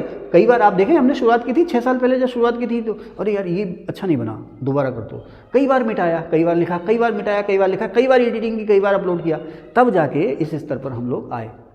अब मान लीजिए चल जाए, अब ये चल जाए, इसी कोई नकल करे वो पैसा छापने लगे। कौन नकल करे, जिसके पास खूब पैसा हो, है ना। व्हाइट बोर्ड की जगह स्मार्ट बोर्ड ले आया, बढ़िया सी लाइटिंग हो गई, वो सूट वूट वाले सर, है ना। और ये एक छोटे से मार्कर की जगह बढ़िया सा लाइटर, पेन वैन, पता नहीं क्या क्या होता नहीं होता। और कैमरामैन फोकस कर रहा है इधर उधर, जिधर सर जा रहे हैं उधर ही कैमरा, जिधर सर जा रहे हैं उधर ही कैमरा जा रहा है ना। अरे यही तो पैसा यही तो करता है ना, वो अट्रैक्टिव बना देता है उसको। अब मुझे पता है ये अट्रैक्टिव नहीं है, लेकिन क्वांटिटी नहीं है, मतलब इसमें अट्रैक्शन तो नहीं है, लेकिन क्वालिटी मुझे पता है इसमें ठीक ठाक है। अब वो उसको बना के बेचता उसको, अरे वाह उसको फॉलो करो, उसका चैनल देखो, उसका देखो, कमाता, हम देखते रहते टुकर टुकर, ये क्या हुआ, है ना। हम ये गाना गाते, है ना। तो उससे इसको लेकर के पूरी दुनिया परेशान थी, है ना। अमेरिकी कंपनी कोई दवाई बना रही है, चाइनी कंपनी ने उसकी नकल करी, लो भैया 100 रुपये की गोली 1 रुपये में खाओ जी, लो छुट्टी। अमेरिकी कंपनी ने 20-20 साल रिसर्च करी, है ना, एक गोली वो लेकर आई। तो भाई देखो रिसर्च करता ना, मैं जल्दी से बता दूं, जब कंपनियां रिसर्च करती हैं, मैंने एक बार पढ़ा था ना मेडिकल फार्मा एजेंसी में कि 20-20 साल तक उनके साइंटिस्ट जो हैं रिसर्च करते हैं और कभी कभी नतीजा सिफर होता, शून्य, कोई रिजल्ट ही नहीं निकला। 20-20 साल तक रिसर्च करते हैं, तमाम तरह के प्रोडक्ट लाते हैं, तब जा करके वो दवाई बनाते हैं। तो मार्केट में जब भी कोई नई दवा आती है ना, असरदार होती है, बहुत महंगी बिकती है। जैसे मेरी मम्मी हैं, एक यूरिन की दवा लेती हैं, तो साहब वो एक गोली 62 रुपये की पड़ती है। तो डॉक्टर ने बोला नहीं, वो यूरिन की दवा नहीं, यूरिन की तो इतनी सस्ती नहीं है, 10 गोली कितनी है, 225 रुपये की है। तो एक गोली कितनी की होगी सर? 22.5 की। कैल्शियम की है, घुटनों में दिक्कत है ना, घुटनों में दिक्कत है तो कैल्शियम की गोली है, एक गोली 65 रुपये की पड़ती है। और 15 का आधा करो तो 7,500 हज़ार को 28 दिन से भाग करो तो जल्दी बढ़ो, 400 रुपये पड़ता है लगभग। तो मतलब हमारी मम्मी की एक डोज जो है वो दिन की, सुबह की और एक शाम की, 2 डोज 800 रुपये की पड़ती है। कितने रुपए की? जल्दी बताओ, वीडियो रिकॉर्ड कर। 800 रुपये की एक दिन की डोज पड़ती है। हम सच बोल रहे हैं, मतलब वीडियो दिखाने के लिए नहीं कह रहे हम। 800 रुपये की एक डोज पड़ती है। क्यों? क्योंकि डॉक्टर साहब ने दवाई दी, वो उनके घुटने बिल्कुल बेकार हो चुके थे। अब उसका जो इलाज है वो ट्रांसप्लांट है। अब इस उम्र में ट्रांसप्लांट हो नहीं सकता। वो बड़े परेशान, हमसे देखा ना जाए। तो हम मम्मी को थोड़ी राहत मिली, हमारा हौसला बढ़ा। मैं ठीक है, हाँ हम अब कुछ तो आराम, दर्द मेरा कम है। तो सर वो हमने कहा साहब इतनी महंगी क्यों? तो उन्होंने बताया कि जब ये नई दवाइयाँ हैं, ये अभी डिमांड तो है इनकी, लेकिन खरीदार इनके कम है, तो कंपनी अपना फ़ायदा भी लेगी। समझ रहे ना? जैसे जैसे इसकी डिमांड ज़्यादा होती जाएगी, कंपनी रेट कम करती जाएगी। कंपनी जो है वो रेट कम करती जाएगी। लेकिन उससे पहले कि वो कंपनी इसका रेट कम करे, दूसरी कंपनी आ रही है, उसकी नकल कर रही है और मार्केट में वही 800 रुपये की दवा 80 रुपये में बेच रही है। तो आप किसे खरीदोगे? 800 वाली को, 80 वाली को? अब यहीं पर बात आती है जेनरिक दवा और एथिकल दवा। तो जो पहले रिसर्च हुई थी उसे हम कहते हैं एथिकल दवा, है ना, सत्य, मौलिक, ओरिजिनल। और जो दूसरी आती है उसे हम कहते हैं जेनरिक। मैं आपकी कितनी नकल कर लूँ, आपका एक जो पेशा है ना, उसकी मैं कितनी नकल कर लूँ, लेकिन जो क्वालिटी आप दे पाओगे मैं नहीं दे पाऊँगा, है ना। जो बंगाली रसगुल्ला है कलकत्ता का ना, यहाँ कितना बना लो, यहाँ वो बात नहीं आएगी। है तो रसगुल्ला, लेकिन है रसगुल्ला। उत्तर काशी का सेब का पेड़ यहाँ ले आओ, लेकिन वो बात नहीं आएगी। जो मज़ा उस सेब का है वो उसी का है, जो कश्मीरी सेब का मज़ा है वो उसी का है। तो ये अंतर है। हालांकि जेनरिक दवाएं असर करती हैं, खूब करती हैं, लेकिन जो काम एथिकल दवा करती है वो जेनरिक दवा काम नहीं करती है। अब बहुत सारे जो सेलर हैं ना, अब आम पेशेंट को तो पता नहीं कौन सी जेनरिक है, कौन सी एथिकल है ना, उन्हें नहीं पता, तो लूट रहे हैं और हम लूट रहे हैं, वो लूट रहे हैं और हम लूट रहे हैं, किसी का नाम नहीं लेंगे। समझ गए? तो अब मैंने ये पाया, उस कंपनी ने रिसर्च करी अपनी किसी बुद्धि से, तो ये हो गई क्या? बौद्धिक संपदा। तो साहब इसकी कमाई जो है वो मैं ही करूँगा, इसकी कमाई मैं ही पाऊँगा, इसकी कमाई मैं ही पाऊँगा, इसकी कमाई मैं ही पाऊँगा, इसकी कमाई मैं ही पाऊँगा, इसकी कमाई मैं ही। बुक है ये, मेरे पास बुक है। ये बुक जो है मान लीजिए खूब बिक रही है मार्केट में, ये बुक मार्केट में खूब बिक रही है। अब किसी ने क्या किया, अब देख रहे हैं ना, ये लिखा है नो ट्रिक, ये इसका एक ट्रेडमार्क है, ऊपर लिखा हुआ अरिहंत। हाँ, मुझे कोई लेना देना नहीं किसी कंपनी ने, ये इसका ट्रेडमार्क है, ये इसका ट्रेडमार्क है, वो लिखा नो ट्रिक। अब कोई दूसरा आया और उसने इसी तरह का लोगो बनाया और अरिहंत की जगह लिख दिया नीचे हरिहंत। क्या लिख दिया? हरिहंत। ऐसी तो होता है ना, नीचे लिख दिया हरिहंत और पूरा ये बना दिया। अब हम लोग जो जल्दी से देखते नहीं है, हमने देखा एकदम हाँ ये वही वाली बात है, लाओ देना, वो ड्यू देना, जल्दी करो तो ड्यू। आप देख रहे हो ना, हम जब जाते हैं तो माउंटेन ड्यू का लोगो देखते हैं, पढ़ते नहीं स्पेलिंग, ये देखते हैं डिज़ाइन, इसे कहते हैं ट्रेडमार्क। ये देखा और लेके खरीद के आए। लेकिन साहब ये जो ड्यू है ना, ये इससे नहीं बना है, इसके अंदर जो चीज़ है उससे बना है, ये उसका ट्रेडमार्क है, ये उसका ट्रेडमार्क है। क्वालिटी तो इसमें है ना। अब तुमने यहाँ कुछ भी भर दिया सॉफ्ट ड्रिंक के नाम पर और ये लिख दिया, यहाँ पे DEW है ना, तो यहाँ पे DEW की जगह OEW कर दिया, वो बेच दिया। तो ये आपने उसकी नकल कर ली, आपने उसकी नकल कर ली। जो चीज़ उसने अपनी मेहनत से कमाई थी, अब आराम से उसको खरीद रही हो। तो इंटेलेक्चुअल प्रॉपर्टी राइट कहते हैं इसको। इस पर डिटेल में बात कभी हम बाद में करेंगे। तो अपनी जो उसकी कला थी, कोई ख़ास किस्म की, अपनी उसके खास कोई रेसिपी थी, उसकी नकल आपने करी और बेच दिया। तो इसको लेकर के जो विकसित देश थे ना, विकसित देश जो थे वो विकासशील देशों, अल्पविकसित देशों पे बहुत परेशान रहते थे कि साहब आप क्या करते हो, माल हम बनाते हैं, तरह तरह के आविष्कार खोजें हम करते हैं और फ़ायदा उसका आप उठा लेते हो चोरी करके, नकल करके। तो इसको रोका जाए। कैसे रोका जाए? कि हर देश जो है अपने देश में कानून लागू करे कि जो भी नई चीज़ आई है उसको कम से कम 20, 25 या 30 साल तक दूसरा देश उसकी नकल नहीं करेगा। करेगा तो परमिशन लेके करेगा, जिस कंपनी ने उसको बनाया उससे परमिशन लेगा, उसकी एवज में उस कंपनी को पैसा देना पड़ेगा। तो ये बौद्धिक संपदा अधिकारों को लेकर के इतनी दिन तक बातें होती रहीं। फाइनली बौद्धिक संपदा अधिकारों पर समझौता हो गया कि हाँ भी बौद्धिक संपदा अधिकारों का उल्लंघन नहीं होगा। तो किसमें था उरुग्वे राउंड में। और ये जो उरुग्वे राउंड की जो बातचीतें हुई ना, बाद में इन बातचीतों को समराइज करके एक कानून का जो मसौदा तैयार किया था वो आर्थर डंकल ने तैयार किया था। और जब ये उसको पास करने के लिए इन सदस्य देशों के पास रखा गया ना, तो इसी को कहा गया था डंकल प्रस्ताव। फिर भारत में भी हम लोग बच्चे थे तो पढ़ते थे, विपक्षी पार्टियां खूब इसका विरोध करती थी कि डंकल खा जाएगा, डंकल खा जाएगा, डंकल खा जाएगा। तो खैर अभी किसी ने नहीं खाया, इसके फ़ायदे ही हो रहे हैं। तो अब ये जो उरुग्वे राउंड की जो बातचीतें थी फाइनली 1 जनवरी सन 1995 को लागू हुई और एक नया संगठन बना जिसका नाम था WTO। अब साइना मुझे बताएंगे WTO की फुल फॉर्म। चांद तवसुम, हाँ, विश्व व्यापार संगठन, वर्ल्ड ट्रेड ऑर्गेनाइजेशन WTO। सवाल खूब आता है कि WTO कब बना। 1 जनवरी सन 1995 को WTO बन गया। WTO ने किसकी जगह ली? गेट की। WTO कब बना? 1 जनवरी 1995 को। किसकी जगह ली? गेट की जगह ली, है ना। ओके, अच्छा, अब WTO का मुख्यालय कहाँ है? जिनेवा में, ठीक है ना, एक दुनिया में हेडक्वार्टर इसका जिनेवा में। अब WTO UNA कोई एजेंसी कब बनी? मैंने लिखा देखो, साफ लिखा है, नॉट UN एजेंसी, है ना। कई बार हो जाता, वर्ल्ड ट्रेड ऑर्गेनाइजेशन जो है वो UNO की एजेंसी नहीं है। ओके, इसमें कितने देश हैं ये तुमने रटना है। WTO में इस समय कितने देश हैं? कितने हैं? 195। देखो भाई, मुझे एग्जैक्ट पता नहीं है, आप लोग देख लेना, है ना। लेकिन आप, मुझे उम्मीद है आप सही कह रही हैं क्योंकि आप हमारी काफ़ी सीनियर स्टूडेंट हैं। 195 हो सकते हैं, लेकिन आप लोग देख लेना। तो WTO, ठीक है, इसका हेडक्वार्टर जो है जिनेवा में। अब आपसे पूछेगा कि चाय बची है क्या? हमारे लिए चाय बचा के रखा करो। तो है ना, वो एक शराबी था ना, वो अपनी आंखें दान करने गया। हो शुक्ला सभी ने सुनाई है ना, आंखें दान करने का फॉर्म भरने के बाद भी वो नर्स के पास खड़ा। तो नर्स बार बार कहे, भाई अब क्यों खड़े हो, फॉर्म भर के जाओ। तो वो क्या कह रहा है, भाई जिसे भी आंखें लगाओ तो ये कह देना कि ये आंखें 2 पैक लगाने के बाद ही खुलती हैं। चाय का इंतजाम करो, गुरुजी को चाय मिलेगी तभी बोलेंगे। पॉज करो भाई। कहाँ थे यार ब्रेक से पहले? IPR पे थे ना। हाँ, तो अच्छा, हाँ, एक चीज़ और बता रहे थे ना, WTO में जो इस समय टोटल मेंबर हैं वो 164 हैं। कितने? 164। और इसका सबसे नया जो मेंबर है वो अफगानिस्तान है। ये क्वेश्चन कई बार आ चुका है ना। WTO 193 जो है वर्ल्ड बैंक में है, ठीक है ना। तो WTO में इस समय टोटल मेंबर 164 हैं और इसका सबसे जो नया मेंबर है वो है अफगानिस्तान। चलिए आगे। तो ये सारी बातें हो गई। तो WTO जो है वो UNA की एजेंसी नहीं है, इसका हेडक्वार्टर जिनेवा में है। अब बात यह है कि WTO का मुख्य उद्देश्य क्या है। देखिए, WTO का मुख्य उद्देश्य है कि सदस्य देशों के बीच या पूरी दुनिया में, सदस्य देशों के बीच, वैसे सही बात हमें कहनी चाहिए, सदस्य देशों के बीच या पूरी दुनिया में स्वतंत्र व्यापार को बढ़ावा देना।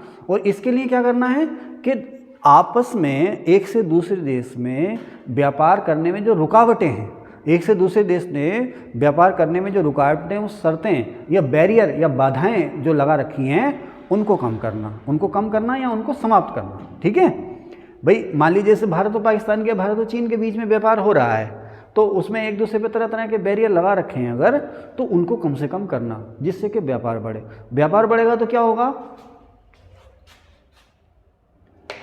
पूर्ण रोजगार, ठीक है ना।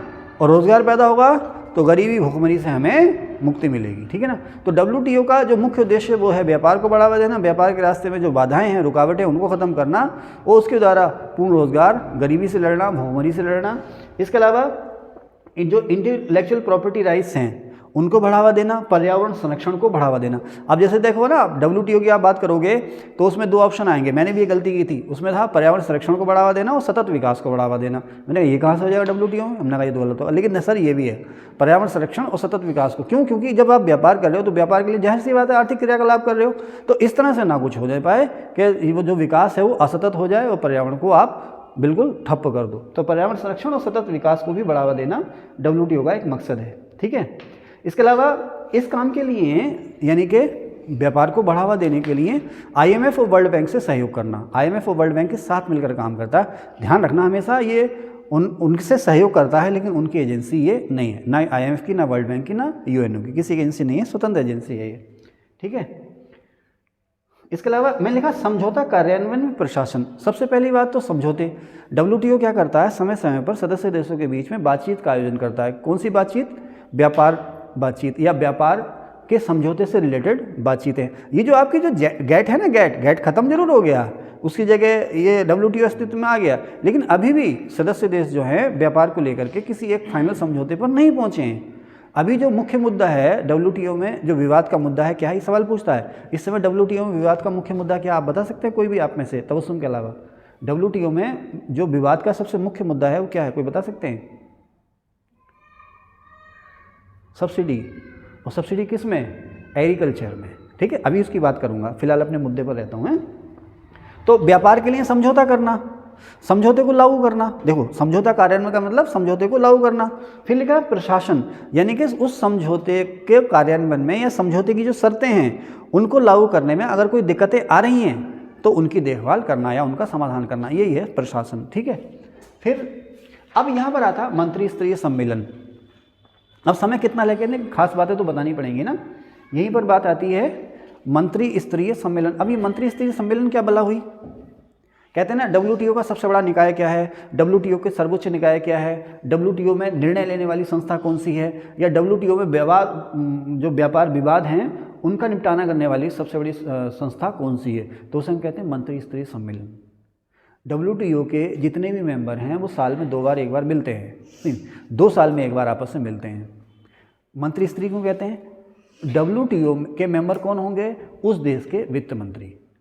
164 सदस्य हैं, तो हर सदस्य देश का एक फाइनेंस मिनिस्टर जो होगा वो WTO की बैठकों में भाग लेगा। इनकी बैठकों को या WTO में वित्त मंत्रियों की बैठकों को हम कहते हैं मिनिस्टर लेवल कॉन्फ्रेंस या मंत्री स्तरीय बातचीत। ये WTO की सबसे बड़ी बॉडी है। जो भी जिस तरह का भी समझौता करना है, किसी भी विवाद का निपटाना करना है, वो सब कुछ यही करेगी। और इसकी बैठक साल में 2 साल में 1 बार होती है। बस समझ में आई ना? 2 साल में 1 बार इसकी बैठक होती है। तो ऐसा पहला मंत्री सम्मेलन जो हुआ था 1996 में सिंगापुर में हुआ था, और ऐसा पिछला सम्मेलन शायद 2022 में भारत में हुआ है। 2021 में हुआ, 22 में आप देख लेना, लेकिन WTO की जो मंत्री स्तरीय बैठक हुई है पिछली बार वो भारत में हुई है। पहली बैठक इसकी हुई थी 1996 में सिंगापुर में। अब यहाँ पर आती है दोहा दौर की बैठकें। अब आपने देखा ना उरुग्वे राउंड की बैठकें, उसके बाद WTO लागू हो गया, और WTO लागू हो गया लेकिन एक फाइनल समझौते पे अभी भी हम नहीं पहुँचे हैं। तो WTO की दोहा में बैठक शुरू हुई। WTO का मंत्री स्तरीय सम्मेलन दोहा में हुआ। दोहा कहाँ की राजधानी है? कतर की। कतर की राजधानी दोहा में WTO का मंत्री स्तरीय सम्मेलन हुआ। उस सम्मेलन में, थोड़ा इसको नीचे करना सर, अब इन चीज़ों को मैं बैठ के बताऊंगा।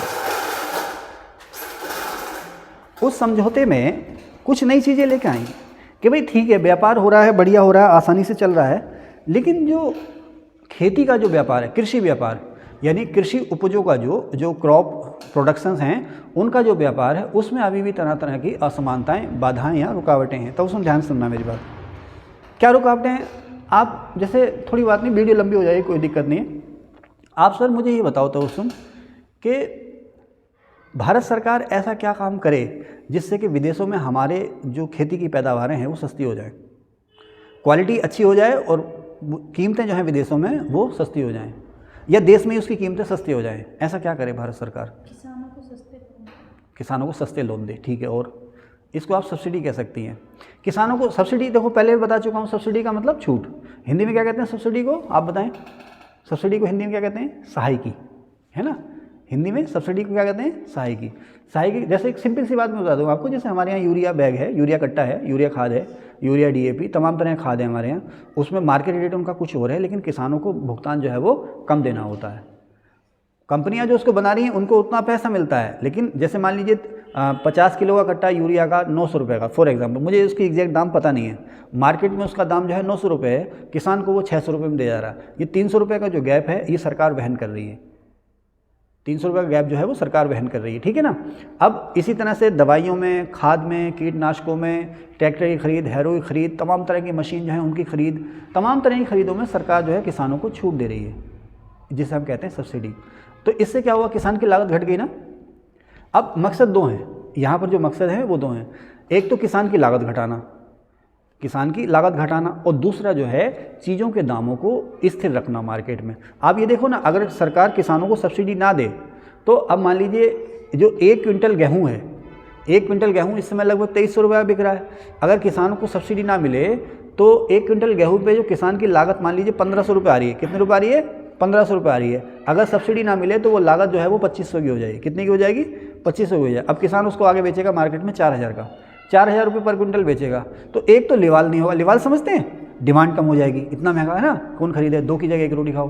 तो एक तो उसकी डिमांड कम हो जाएगी, किसान को उसकी उपज का भरपूर दाम नहीं मिलेगा, एक बात। दूसरा, अगर वो 4000 रुपये क्विंटल बिकेगा मार्केट में गेहूँ, तो गेहूँ से रिलेटेड और जितनी पैदावार है, मैदा बनना है ना, और पिसाई कुटाई पता नहीं क्या क्या होता, सब महंगे हो जाएंगे, नहीं हो जाएंगे। जब ये सब महंगे हो जाएंगे, रोटी का दाम बढ़ जाएगा तो मजदूरी बढ़ जाएगी, है ना, सरकार को अपने कर्मचारियों की तनख्वाहें बढ़ानी पड़ेगी, समझ रहे ना। तो एक महंगाई को थाम करके या अनाज के दामों को थाम करके सरकार जो है कई सारे लक्ष्य जो है वो साधती है ना। इसकी बात फिर कभी करेंगे और तसल्ली से, जब आपको यूपीएससी या स्टेट पीसीएस मेंस के लिए पढ़ाएंगे, या स्पेशली यूपीएससी और आईएएस प्री और यूपी पीसीएस प्री के लिए पढ़ाएंगे, तो इसमें और सुकून से तसल्ली से बात करेंगे। फिलहाल हम डब्ल्यूटीओ पे चल रहे हैं। तो अगर सरकार जो है किसानों को ज़्यादा से ज़्यादा सब्सिडी देने लगेगी तो दाम जो है उस यहाँ पर घट जाएंगे। कहाँ पर घट जाएंगे, जो कि सरकार चाह रही है घटाने को। अच्छा, पहले किसी देश को कोई दिक्कत नहीं थी, आप अपने देश में चाहे कितनी सब्सिडी दे दो अपने किसान को, लेकिन डब्ल्यूटीओ आया, वो ये कह रहा है, या गेट आया, वो ये कह रहा है, आप यहीं हैं, आप यहीं हैं ना, ठीक है। डब्ल्यूटीओ या गेट आया, वो ये कह रहा है कि अगर तुम इस तरह से ज़्यादा से ज़्यादा सब्सिडी अपने किसानों को दोगे तो क्या होगा कि यहाँ पर चीज़ों के दाम काफ़ी गिर जाएंगे। अब जो विदेशी माल आ रहा है उसकी लागत गेहूँ की है 2000 रुपये क्विंटल, फॉर एग्जांपल। आपके यहाँ गेहूँ बिक रहा है 1500 रुपये क्विंटल, तो वो तो यहाँ नहीं बिकेगा, क्योंकि आपने बहुत सारी छूटें दे दी, वो तो यहाँ नहीं बिकेगा। अब यही आपका जो 1500 रुपये क्विंटल का गेहूँ है, विदेश में जा रहा है 1700 रुपये क्विंटल बिक रहा है, और उस देश में चीन में गया, वहाँ पर ये आपका गेहूँ 1700 रुपये क्विंटल बिकने लगा, चीन में गेहूँ 2100 रुपये क्विंटल था, 400 रुपये का गैप आ गया, तो चीनी किसान तो बेकार हो जाएगा, आपका गेहूँ वहाँ बिकेगा।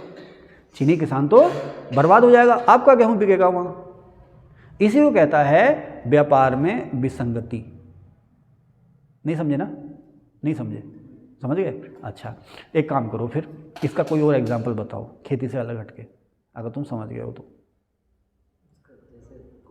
वाहन बनाते हैं, हाँ, वाहन को हम सस्ता बनाते हैं और भेज देते हैं विदेश में, तो विदेशी कंपनी तो जो कार बनाती है वहाँ है कोई गाड़ी। ठीक हो गया, वेरी गुड वेरी गुड, शाबाश।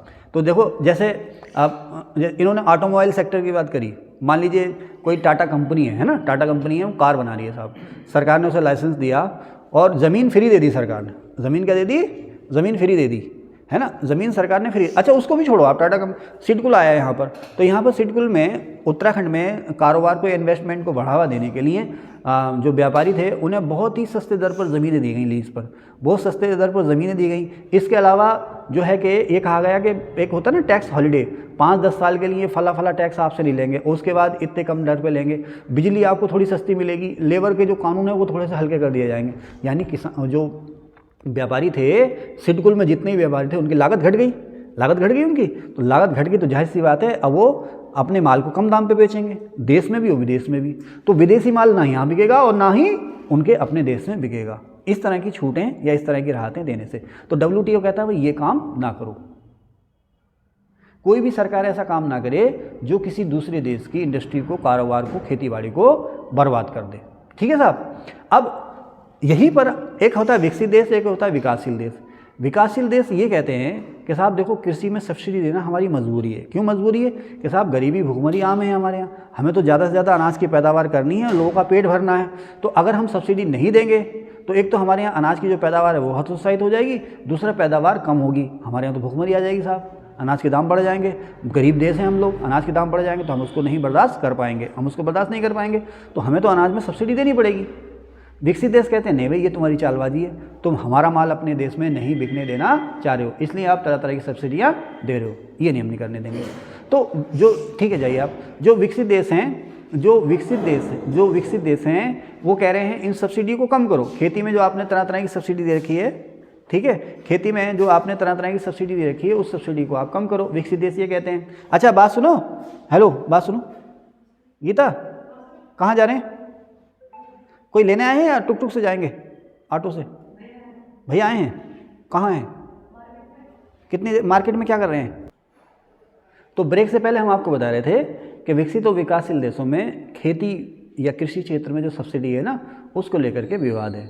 दोहा दौर में ये बातचीत शुरू हुई। कौन सी बातचीत कि साहब आप जो है कृषि और पर्यावरण संबंधी मुद्दे आए। पर्यावरण संबंधी मुद्दे का मतलब ये था कि जो विकसित देश हैं ना, जो विकासशील देश हैं, विकासशील देश ये कह रहे हैं कि साहब ये जो पर्यावरण का प्रदूषण हो रहा है उसमें ज़्यादा से ज़्यादा जिम्मेदारी आपकी है। किनकी? विकसित देशों की। क्योंकि आप पुराने ज़माने से आप तेज़ी से आपके औद्योगिकरण हुआ है, तो आप पर्यावरण के नाम पर हम पे तरह तरह की, पर्यावरण संरक्षण के नाम पर आप हम पे तरह तरह की रोकें नहीं लगा सकते। हम विकास की दौड़ में अभी शामिल हुए हैं, बड़ी आबादी है, रोज़गार हमने पैदा करना, हमारी तो मजबूरी है ज़्यादा से ज़्यादा कारखाने अपने यहाँ लगाना, तो इसलिए आप पर्यावरण के नाम पर हम पे कोई रोक टोक नहीं लगा सकते। तो विकसित देश कहते हैं कि भाई पर्यावरण कानून लागू करो, विकासशील देश कहते हैं भाई पहले तुम लागू करो उसके बाद हम लागू करेंगे, क्योंकि हमें तो अभी विकास करना है। विकसित देश कहते हैं खेती किसानी में, अच्छा देखो खेती में आप कहाँ खेती में सब्सिडी आप कहाँ दे सकते हो, बिजली में दे सकते हो, है ना, तमाम तरह के जो टूल्स हैं, जो यंत्र हैं, उनको खरीदने में सब्सिडी आप दोगे, खाद, कीटनाशकी, खरपतवारनाशी यानी कि दवाइयाँ यानी केमिकल्स, उसमें आप छूट दोगे। इसके अलावा भी कहीं छूट दे सकते हो खेती में। कोल्ड स्टोर है ना, कोल्ड स्टोर को बनाने चलाने में आप सब्सिडी दोगे, कोल्ड स्टोर वाले की लागत घटेगी, कम पैसा लेगा वो, चीज़ का दाम घटेगा, तो जाहिर सी बात है विदेशी जो माल महंगा रहा वो यहाँ नहीं बिकेगा, आपके देश का माल विदेशों में महंगा बिकेगा, है ना। कोल्ड स्टोर में आप सब्सिडी दे सकते हो। और कहाँ सब्सिडी दे सकते हो, छूट दे सकते हो?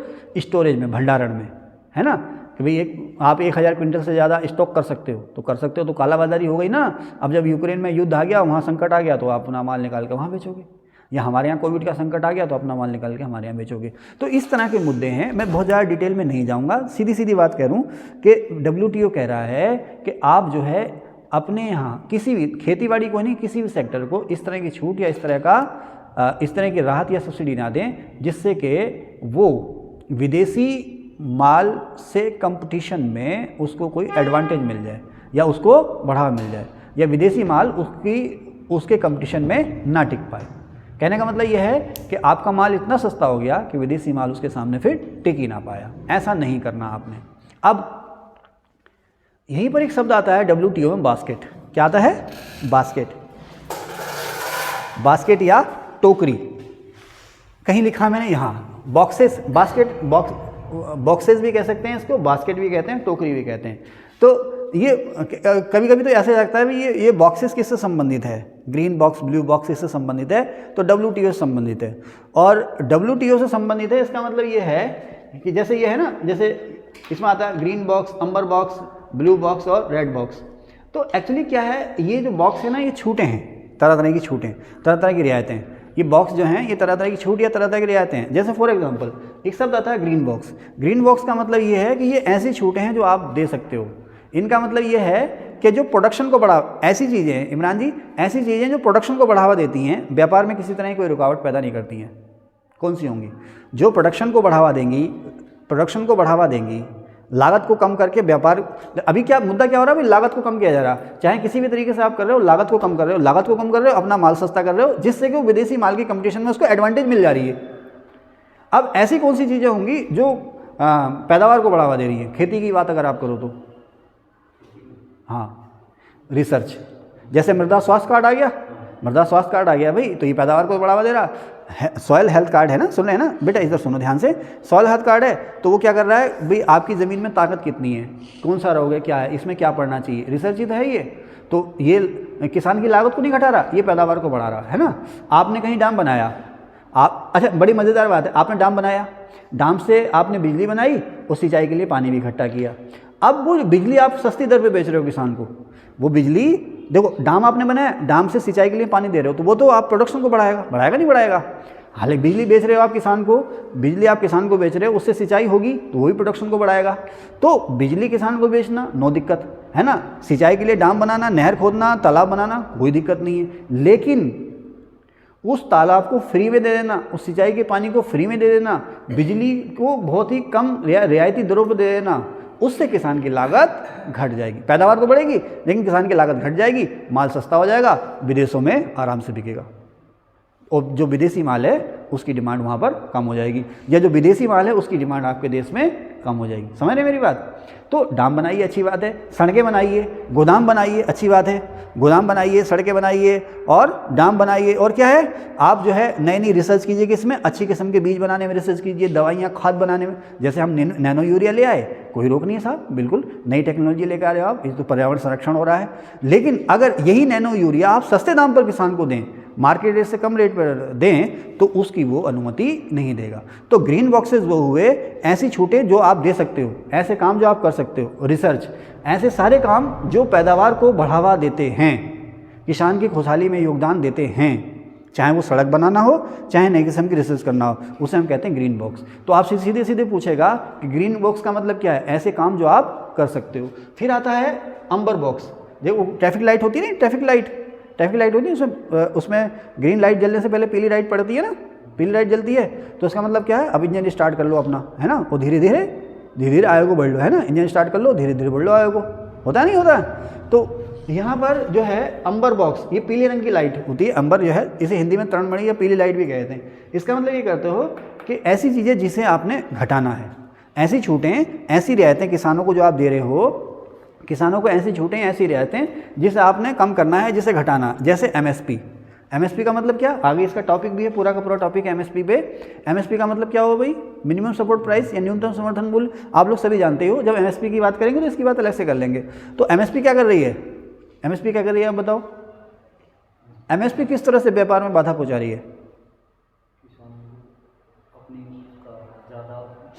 अब देखो इंटरनेशनल मार्केट में दाम कम है, इंटरनेशनल मार्केट में दाम कम है, तो जब इंटरनेशनल मार्केट में दाम कम है, यानी कि आपके यहाँ भी दाम कम है। आपके यहाँ अनाज पैदा हुआ, धान पैदा हुआ, गेहूँ पैदा हुआ, कपास पैदा हुई, कपास के दाम पूरी दुनिया में कम है, आपके यहाँ भी कम है ना। तो जाहिर सी बात है, जिस दाम में यहाँ बिक रही है उसी कम दाम में बाहर भी बिकेगी। लेकिन अब अब सरकार ने क्या किया, ज़्यादा दाम देकर के खुद खरीद लिया उसको। विदेशों में देखिए, जैसे ऐसा था ना, मान लीजिए गेहूँ जो है यहाँ पर 2000 रुपये पर क्विंटल बिक रहा है, मार्केट रेट जो था उसका 2500 था, लेकिन मार्केट रेट घट के कितने आ गया, 2000 रुपये पर क्विंटल पर आ गया। ठीक है, 2000 पर क्विंटल पर आ गया। अब किसान ने सोचा कि अमेरिका में गेहूँ जो है वो 2600 रुपये क्विंटल बिक रहा है, तो किसान ने अपना गेहूँ बेच दिया। किसान थोड़ी बेचेगा, एक्सपोर्टर बेचते हैं। तो एक्सपोर्टर ने क्या किया, वहाँ पर 2600, यहाँ पर 2000 रुपये क्विंटल बिक रहा है, लेकिन वहाँ पर जो है 2600, तो यहाँ से 2000 खरीदा, 300 रुपये जो है करीब उसका ढुलान में, लदान में ये हुआ, उसने 300 रुपये बचा लिए। अमेरिका में ले जाकर उसने 300 रुपये बचा लिए। अमेरिकी सरकार ने उसका वेलकम किया, क्योंकि यही रेट है, कोई नहीं, बेच दो। हमारे यहाँ 2700, आप 2600 में ला रहे हो, ला के बेच दो, कोई दिक्कत नहीं। लेकिन सरकार ने क्या किया, सरकार अब चाहती है कि भाई वहाँ माल ना जाए, या अभी वेट करो, कीमतें बढ़ने दो। तो सरकार ने एमएसपी दे दी 2500 रुपये की और खुद खरीद लिया। तो व्यापार में बाधा होगी, नहीं होगी? तो WTO कह रहा है भाई एमएसपी को जो है वो कम करो, न्यूनतम घटाओ नहीं, उसने कहा कम करो, एमएसपी को आपने घटाना है। इसके अलावा तरह तरह की जो सब्सिडी हैं उनको आपने कम करना, और एक स्टेज के बाद उसको बाद ख़त्म कर देंगे। एमएसपी को कम करना है, तरह तरह की सब्सिडी जो है उनको ख़त्म करना है। फिर आता है ब्लू बॉक्स, इसे कहते हैं शर्तों युक्त अंबर बॉक्स। तो ये जो एमएसपी या विविध सब्सिडी है ना, तो एमएसपी या सब्सिडी कि भाई इस एरिया में आप एमएसपी दे सकते हो, इसमें नहीं दे सकते, इसमें ज़्यादा दे सकते हो, इसमें कम दे सकते हो, इसमें सब्सिडी दे सकते हो, इसमें सब्सिडी नहीं दे सकते हो, या इसमें सब्सिडी दे रहे हो तो इतने दिन तक के लिए दोगे, इससे ज़्यादा नहीं दोगे, या इसकी एमएसपी आप बना रहे हो तो इतने दिन तक दोगे, इससे ज़्यादा दिन तक आप नहीं दोगे। तो इसको हम कहते हैं ब्लू बॉक्स को शर्तों युक्त अंबर बॉक्स। और एक आ गया रेड बॉक्स, इसे कहते हैं ये काम तो आपने बिल्कुल ही नहीं करना। आगे मैंने लिखा कोटा। कोटा का मतलब क्या है कि विदेशी कंपनी जो है वो इससे ज़्यादा माल हमारे यहाँ नहीं लाएगी, हमारी कंपनी जो है विदेशों को इससे ज़्यादा माल नहीं बेचेगी। जैसे अभी आ गया ना कि गैर बासमती चावल के एक्सपोर्ट पर हमने रोक लगा दी, या प्याज के एक्सपोर्ट की हमने, प्याज के दाम बढ़ गए ना, तो प्याज के एक्सपोर्ट पर हमने सीमा तय कर दी। तो WTO कहता है कि ये जो हैं रेड लाइट में आ गए साहब, ये काम आपने बिल्कुल नहीं करने। आयात निर्यात पे तमाम तरह के जो टैक्सेस आप लगा रहे हैं जो कि व्यापार में बाधाएं पैदा करते हैं, वो आपने नहीं करने हैं। तमाम तरह के जो टैरिफ आप लगा रहे हैं वो आपने नहीं करने हैं। निर्यात सब्सिडी का मतलब समझते हैं आप? निर्यात सब्सिडी का मतलब समझते हैं? जैसे मान लीजिए यहाँ पर खूब ढेर सारा प्रोडक्शन हो गया, यहाँ पर क्या हो गया, थैंक यू, यहाँ पर ढेर सारा प्रोडक्शन हो गया, अनाज बम्पर पैदावार हो गई, बम्पर पैदावार हो गई इस बार साहब धान की। जब धान की बम्पर पैदावार, रेट गिर गए। कभी जब हम अपने बचपन में थे ना तो हम सुनते थे, अरे अमेरिका में इस साल इतना गेहूं पैदा हुआ है, अमेरिकी सरकार ने उस गेहूं को समंदर में फेंकवा दिया। मैंने कहा यार ये क्या चक्कर है, बचपन था ना। मैंने बताया ना अखबार पढ़ने का शौक था, लेकिन अखबार पढ़ो तो लिया, लेकिन उसका मतलब तो नहीं समझ में आ रहा ना, वो समझाने वाला भी कोई नहीं। गुरुजी लोग भी हम जैसे ही थे, का कबूतर खा खरगोश गा गमला गा गड़ी, है ना, चल मेरे भैया, है ना। वहीं से आ गए एक पांडे जी, उनकी मम्मी पढ़ी लिखी थी, दो भाई बहन थे वो, पूरा नाम नहीं लूँगा सर, है ना, दो भाई बहन थे, मम्मी उनकी पढ़ी लिखी थी, एक कॉलेज में लेक्चरर थी, होशियार थी, और 4 ट्यूशन 6 ट्यूशन, और सुबह शाम मम्मी ने पढ़ाना बहुत फ्लुएंट, हैं गुरुजी के लाडले, और इतने लाडले कि दूसरे बच्चे देख के चिड़े उनसे, और इतने चिड़ेंगे पीट लें। हाँ, अरे बच्चे पिट जाते थे, गुरुजी के बहुत सारे लाडले होते थे ना, पिट जाते थे, इसी जलन कुड़न में पिट जाते थे अक्सर, है ना, इतने लाडले वो भाई, और पूरा नाम गदोपुर की आन बान और शान, है ना, आज ट्यूशन पढ़ा रहे हैं। हाँ, क्योंकि मैथ फिजिक्स केमिस्ट्री उसमें तो बहुत अच्छे थे वो, लेकिन आगे गवर्नमेंट जॉब के लिए बीएड करना, बीटीसी करना, तो भैया इतिहास भी पढ़, भूगोल भी पढ़, अर्थशास्त्र भी पढ़, करंट अफेयर्स भी पढ़, अखबार भी पढ़, सभी कुछ पढ़ना पड़ेगा ना। अब वो पढ़ा नहीं ट्यूशन। तो ट्यूशन पढ़ाना अच्छी बात है, उसका मतलब ये है कि मतलब जो एक था ना कि यार मेरा नाम करेगा रोशन जग में मेरा राज दुलारा, वो नहीं हुआ, क्योंकि दूसरी हर चीज़ पढ़नी ठहरी ना, ठीक है साहब। एक दिन मुझे दिख गया, अभी बात पूरी नहीं हुई, एक दिन मुझे दिख गया मार्केट में वो, तो वो मेरी दाढ़ी सफ़ेद, बाल उड़े पड़े हैं, पेट निकला पड़ा है, मेरा भी निकल रहा है लेकिन इतना नहीं, पेट निकला पड़ा। मैंने तू क्या हाल है भाई, तो मुझसे कह रहा तू क्या हाल है भाई, मैंने तेरी शादी हुई क्या, हाँ 2-3 बच्चे हो गए, हाँ क्या कर रहा है, वो कर रहा हूँ। मैंने अरे ठीक है। तो इतिहास, भूगोल, राजनीति, आजकल किसी बच्चे से कहता है ना बीए कर ले इंटर के बाद, वो मैं बीए करूँगा, उससे मुझे क्या करेगा बेटे, सर मुझे आईएएस की तैयारी करनी है, मुझे कलेक्टर बनना। अच्छा कलेक्टर बनना, तो बेटा बीएससी मत करना, बीकॉम मत करना, तूने इंटर साइंस से कर लिया बहुत है, अब बीए कर ले रहा। कहा वो ऐसे कहते बीए, तो ऐसे जैसे उसके मुंह में 3 दिन पुराना चाउमीन दे दिया वो। हाँ बीए करने गई थी मुझसे, बीए करूँगा मैं, हमने बीए करा था, एमएससी हमने गुरुजी हमारे हैं, रिटायर हो गए हैं लेकिन हैं आशुतोष चंद्र पांडे जी, क्या पता कभी सुनी लें। तो उन्होंने मुझसे पूछा था एक बार, बेटा क्या करेगा, जब उन्हें लगा कि ये सीरियस हो गया पढ़ाई के लिए, मुझसे पूछा बेटा क्या करेगा, मैं सर मैं आईएएस की तैयारी करूँगा।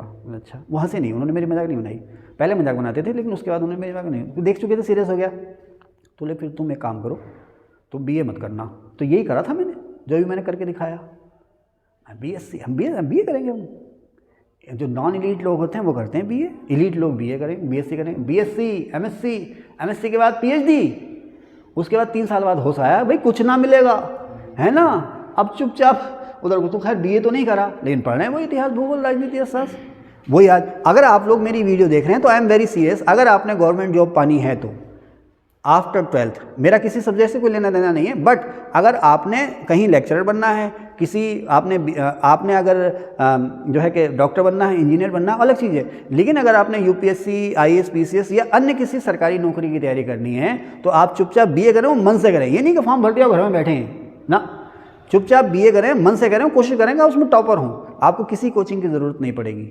हमें यही करना पड़ा दोबारा से। ठीक है सर, आगे चलें। तो कहाँ थे, भूल गए, कहाँ थे हैं? ये तो सब हो गया, शायद हो गया, मैंने बता दिया है, काम की चीज़ें हैं जी, निर्यात सब्सिडी, हाँ। तो हाँ, जैसे अब मान लीजिए चावल की पैदावार बम्पर हो गई, अब चावल जो मार्केट में बिकता था 2,500 रुपये पर क्विंटल बिक रहा था, वो बिकने लगा 1,500 रुपये। कितने रुपये बिकने लगा? 1,500 रुपये बिकने लगा। लेकिन अमेरिका में वो है, ये चीन में है 3,000 रुपये क्विंटल, हमारे यहाँ मार्केट में कितना था? 2,500 रुपये को था। अब अमेरिका में 3,000 छोड़ो, 2500-2600 रुपये है, चीन में 2500-2600 रुपये, लेकिन मार्केट में आ गया हमारे यहाँ 1,500 रुपये। तो सरकार क्या कर रही है, सारे एक्सपोर्टर्स को मिला रही है और मिलके कह रही है भाई तुम जो है किसानों से माल ज़्यादा दाम पे खरीदो। तो कैसे हम कैसे ज़्यादा दाम पे खरीद लें, मार्केट में तो ये रेट हमारा बिकेगा। बोले तुम बाहर बेचो, उस माल को बाहर बेचो। साहब क्या गारंटी है इतने दाम पे बिक जाए? कोई बात नहीं, तुम 1500 में खरीदो, 2500 की गारंटी हम दे रहे हैं तुम्हें, 2500 की गारंटी तुम्हें हम दे रहे हैं। अगर वहाँ पर तुम्हारा 2,000 रुपये पर क्विंटल बिका तो 500 रुपये हम देंगे। वही गारंटी जो ला डलहौजी ने दी थी कि आप हमारे यहाँ पैसा लगाओ, आपको प्रॉफिट होगा, अगर प्रॉफिट नहीं हुआ तो 5% हम देंगे आपको ब्याज के रूप में, है ना। हाँ, इसे हम कहते हैं एक्सपोर्ट सब्सिडी या निर्यात सब्सिडी। अब आप निर्यात सब्सिडी दे करके भाई, अब देखो यहाँ 1500 रुपये रेट हो रहा है ना, विदेशी कंपनी आती यहाँ से सस्ता खरीदती, 1500 खरीदती और वहाँ जाके 1700 रुपये में 1800 रुपये में बेच देती। अब वहाँ पहले ही आग लगी पड़ी है, वहाँ क्यों खरीदती? क्यों वहाँ 2500-2600 रुपये बिक रहा, बहुत महंगा बिक रहा। तो विदेशी कंपनी आती यहाँ सस्ता माल खरीदती, वो ले जाती। लेकिन आपने क्या कि अपने किसानों को, अपने एक्सपोर्टर्स को सब्सिडी दी और महंगा माल वहाँ पर ले आकर के बेच दिया। क्यों भाई? यहाँ पर आपने क्यों महंगा खरीदा? ताकि आपके यहाँ महंगाई बहुत, भाई जहाँ 2,500 रुपये पर क्विंटल अनाज बिकता है आमतौर पर, वो 1,500 बिकना, किसान की तो कमर टूट जाएगी। नहीं टूट जाएगी, किसान तो मर जाएगा, बर्बाद हो जाएगा। और जब किसान बर्बाद हो गया, हमारे देश में अभी सब किसान ही तो ज़्यादा, भाई कोरोना के समय में हमारी अर्थव्यवस्था को किसने संभाला? किसानों ने, है ना, किसानों ने। और है ना, हम हंस रहे हो ना, किसानों ने। और अब ज़्यादा नहीं बोलेंगे ना, हमारे देश की अर्थव्यवस्था को सबसे पहले तो उन्होंने ही संभाला, उसके बाद किसानों ने संभाला, है ना। सबसे पहले तो उन्होंने ही संभाला। तुम समझी नहीं समझी? नहीं समझी भाई, ने समझा देना क्लास के बाद, अभी लिख के समझा देना, रिकॉर्ड कर रहे हैं ना, इतना नहीं बोल सकते। तो सबसे पहले उन्होंने संभाला, फिर किसानों ने संभाला, है ना। फिर तो दुनिया में 2008 में मंदी आई थी, भारत उससे अछूता रहा। हमारे देश के किसानों ने, कृषि आधारित अर्थव्यवस्था ने, है ना, तो ग्रामीण क्षेत्रों ने, ये इतनी बड़ी ताकत है हमारे देश में। तो खैर, तो भाई अगर हमारा किसान बर्बाद हो गया तो जाहिर सी बात है कि कृषि आधारित अर्थव्यवस्था हमारी तो ध्वस्त हो जाएगी। फिर क्या हुआ? तो सरकार ने दी सब्सिडी। अब WTO कहता है भाई ये काम जो है वो गलत है, ये काम तो आपने बिल्कुल ही नहीं करना। तो आपसे पूछेगा WTO क्या है, कब बना, इसमें दोहा-दौर के मुद्दे क्या हैं? तो कृषि और सब्सिडी के मुद्दे। यहाँ पर विकसित और विकासशील देशों के बीच विवाद क्या है? कृषि सब्सिडी और पर्यावरण के मुद्दे, कृषि सब्सिडी और पर्यावरण के मुद्दे। यहाँ पर बॉक्सेस क्या हैं, यहाँ पर टोकरी या बास्केट क्या है? तो साहब ग्रीन, ये नाम भी पूछ सकता है इसमें कौन सा है कौन सा नहीं है। ग्रीन बिल्कुल छूट है, ग्रीन तो है, बिल्कुल छूट है साहब, ठीक है ना। ऐसी चीज़ें जो पैदावार को बढ़ावा देती हैं, व्यापार में किसी तरह की कोई रुकावट नहीं करती हैं, ठीक है। दूसरी अंबर बॉक्सेस, जिन्हें आपने घटाना है, सब्सिडी और MSP को। तीसरी ब्लू, शर्तों युक्त अंबर बॉक्स, है ना। तो और चौथी रेड, जिसमें आपने बिल्कुल कुछ भी नहीं करना, इन्हें तो बिल्कुल ख़त्म कर देना, जड़ से उखाड़ कर देना। घास को उखाड़ फेंकते हैं ना, हाँ, दुबर होती है ना, दुबर, उसे कितना ही छीलो फिर उगाती है। जब उसे जड़ से उखाड़ दोगे फिर भी हो जाएगी, फिर जब उसको फर्श कर दोगे, फर्श ना, तब रुकेगी। और फर्श को अगर 2 साल भूल जाओ फिर दुबर आ जाएगी उस पर, है ना। बड़ी बेशक घास है। चले खैर, तो और अकाल जब पड़ता है ना, अकाल, तो उसमें दूबर भी नहीं मिलती थी, जानवरों को मर जाते थे जानवर, ठीक है। अभी ये जो है ना, ये पंप प्राइमिंग, जेमकिंस, ये मैं भी आपको बाद में बताऊंगा, अभी नहीं बता रहा हूँ, ठीक है ना, ये अलग से लिख रखा है मैंने। अभी मुद्दे पे चलते हैं।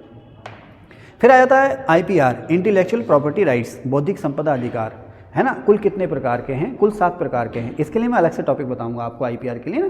फिलहाल आप ये समझ लें कि IPR कितने प्रकार के हैं? कुल 7 प्रकार के। IPR किससे संबंधित है? उरुग्वे राउंड की बातचीत से संबंधित है, WTO से संबंधित है, ठीक है, ओके। अच्छा, हाँ, एक चीज़ और है, भारत में IPR के लिए कानून, भारत में IPR कानून कब पास हुआ या कब लागू हुआ? तो 2003 में लागू हुआ, ठीक है। तो एक तो हो गया कॉपीराइट, जल्दी से बताता चलूँ, इसको सुन लेंगे। कॉपीराइट का मतलब क्या है? जैसे अभी मैं बता रहा हूँ ना, आपको पढ़ा रहा हूँ, इसकी कोई नकल कर ले, किताब की कोई नकल कर ले, मैंने कोई गज़ल लिखी, गीत का वाली कविता लिखी, कोई म्यूजिकल टोन बनाई मैंने, उसकी कोई नकल कर ले, कोई नाटक बनाया, उसकी कोई नकल कर ले। उसी तरह से फिल्में आती हैं ना, फिल्में, तो आप जो फर्जी उसको कॉपी करके बेच देते हैं, तो सब ये कॉपीराइट कहा जाता है। ये भाई साहब आपने कॉपीराइट का उल्लंघन कर दिया, ठीक है। इसके अलावा ट्रेडमार्क, तो जैसे ये मेरा स्वेटर है ना, तो ये उसका ट्रेडमार्क है। वो ड्यू, जैसे अभी मैंने दिखाया था ना आपको, ये माउंटेन ड्यू, तो ये सिंबल है उसका। और जैसे वो नाइकी होता है, नाइकी ऐसे करके बना रहता है ना, तो वो उसका सिंबल है, उसकी नकल आप नहीं कर सकते। उसी से देखो लोगों का होता है ना, वही स्टेटस सिंबल है ना, आपका स्वेटर उस पर ऐसे बना हुआ तो अलग ही है ना, जूते पे एडिडास लिखा हुआ है तो अलग ही, रेड चीप लिखा हुआ है तो अलग ही। अब कोई चमड़े का जूता लाए और अलग से उस पर रेड चीप लगा के बेचता रहे तो वो तो गलत हो जाएगा ना। हाँ, तो इसे हम कहते हैं ट्रेडमार्क। पेटेंट या आविष्कार, आपने कुछ नया बनाया, जी मोबाइल ही है, किसी ने बनाया तो उसने उसका पेटेंट करा लिया कि भाई मेरी परमिशन के बिना इसको कोई और नहीं बेचेगा, है ना, उसे हम कहते हैं पेटेंट। किसी ने कभी बटन बनाया होगा ना, खैर उस समय पेटेंट होते नहीं होंगे, तो ये भी एक पेटेंट करा सकता है कि साहब मैंने बनाया, मेरी परमिशन के बिना आप इसकी नकल नहीं कर सकते, पेटेंट, ठीक है। फिर हाँ, इसमें अक्सर पूछता है बेटा भौगोलिक संकेतक, GI, ठीक है, थोड़ा सा नीचे कर दो, मैं थकने लगा हूँ इसलिए बार बार बैठ रहा हूँ। भौगोलिक संकेतक या GI, आपने सुना है बनारसी साड़ी, सुना है? तो सुना, बहुत अच्छी होती है, पहनी कभी? अच्छा, बनारसी साड़ी। अब बुरके कहाँ के फेमस हैं? रामपुर के, हाँ, रामपुर के बुरके हैं। अच्छा, तो अब यहाँ कोई गदरपुर में बुरका बेचे, है ना, और उस पर लगा दे रामपुरी बुरका, रामपुरी बुरका, खुद यहाँ बनाए रामपुरी बुरका, तो आप खरीद लेंगे उसे? नहीं, आप नहीं खरीदेंगे, आप तो पढ़ी लिखी सभ्य नारी हैं, सशक्त नारी हैं ना, है ना, हाँ, आप नहीं खरीदेंगे। लेकिन मेरी मदर जाएगी तो अरे रामपुर के बुरके लाओ, ले लाओ। तो भाई साहब वो रामपुरी बुरका जो है वो 600-700 रुपये का था, और यहाँ उसने 100 रुपये की लागत लगाई और 500 रुपये का बेच दिया। अरे बड़ा सस्ता मिल रहा है रामपुरी बुरका, लाओ। अच्छा, इसी तरह से बाजार में बेचते ना सेब, आओ हिमाचली, वो यही भवाली वाली से कहीं से आया, आओ हिमाचली सेब, आओ हिमाचली, कश्मीर का कश्मीर सब बोलेंगे साथ में, मतलब उसको लैंग्वेज ही बोल देंगे, कश्मीरी सेब, कश्मीरी सेब। भाई यार तू यहीं का तो है जो कह रही है आर्या जारिया खारिया, तू ऐसे क्यों बोल रिया? हंस रहा, कह रहा माँ साहब बोलना पड़ता, कश्मीरी सेब, कश्मीरी सेब, है ना। वहाँ इधर से आ जाएंगे पश्मीना शाल, पश्मीना शाल, पश्मीना, अरे भाई नहीं, है ना, है ना। हाँ, और कहाँ का जरी वर्क कहाँ का फेमस है, चिकन वर्क कहाँ का फेमस है, लखनऊ का ना, लखनऊ की भाई चिकन की कुर्ता, चिकन की साड़ी, है ना, है ना, है ना। हाँ, तो समझ रहे मेरी बात। उसी अलावा जैसे मलिहाबादी आम, है ना, मलिहाबादी आम। और कहाँ की चीज़ फेमस है, एक इलाहाबाद का सुरखुआ अमृतसर में लेकर आया था, वाह क्या, मैं इंटरव्यू देने गया था एक बार PCS का, तो मुझे देखने को मिल गया वहाँ अप्रैल में, उस अप्रैल में अमरूद कहाँ होते हैं यहाँ पे ना, तो मुझे देखो मैं 8-10 किलो लेकर आया था, 12 घंटे का रास्ता था। ठीक है, इलाहाबाद का लाल सुरखुआ अमरूद, उसे GI टैग मिल गया सर। तो आप देखो ना, जल्दी से बता दूं मैं आपको, जैसे पाकिस्तानी बासमती, यानी कि पाकिस्तान में पैदा होने वाली बासमती एक स्थान है, जैसे पाकिस्तानी बासमती, और कौन सी बासमती कहते हैं, इसी तरह से और कोई फसल बताएं, हैं पाकिस्तानी बासमती, और किसी कोई लोकल फसल बताओ, मुंशियारी की राजमा, और बताओ, और जल्दी बताओ। और पेठे कहाँ के फेमस है, मथुरा के, आगरा के पेठे। और पेड़ा मथुरा का, पेड़ा मथुरा का। रसगुल्ला कहाँ का, बंगाल का। ठीक है, अच्छा कोई चीज़ ऐसी, मलिहाबादी आम, है ना, हिमाचली सेब, कश्मीरी सेब, तो कोई चीज़ ऐसी है जो किसी खास जलवायु में पैदा होती है, उस जलवायु की वजह से उसमें कुछ खास गुण पैदा हो जाता है जो कि अच्छा है, उस जलवायु की वजह से। जैसे कीवी फ्रूट कहते हैं ना, कीवी फ्रूट, ड्रैगन फ्रूट, है ना, तो उस जलवायु की वजह से उसकी कोई खासियत या खूबी हो जाती है। अब उसको आप पैदा कहीं और भी कर लो, लेकिन जो स्वाद जो है मुंशियारी राजमा का है, जो कीवी फ्रूट का न्यूजीलैंड में मिल जाएगा आपको, वो यहाँ उसकी चमक, जो कश्मीर की सेब की महक जो है, कश्मीर की मिठास जो है कश्मीरी सेब की है, वो आपके यहाँ पर लोकल में पैदा हुए सेब की नहीं होगी। लेकिन आप उस पर ठक्का लगा दो, यहाँ पैदा करो, ठप्पा लगा दो कीवी फ्रूट या KFC, है ना, आपने चिकन को फ्राई किया, उसके ऊपर लोगो लगा दिया KFC, है ना, तो वो तो अलग चल, वो तो KFC क्या हो गया, अगर आपके पास समझ में आ गया तो KFC हो गया ट्रेडमार्क, है ना। हाँ, KFC ट्रेडमार्क हो गया, ठीक है ना। और KFC चिकन बना कैसे है, वो गया ट्रेड सीक्रेट।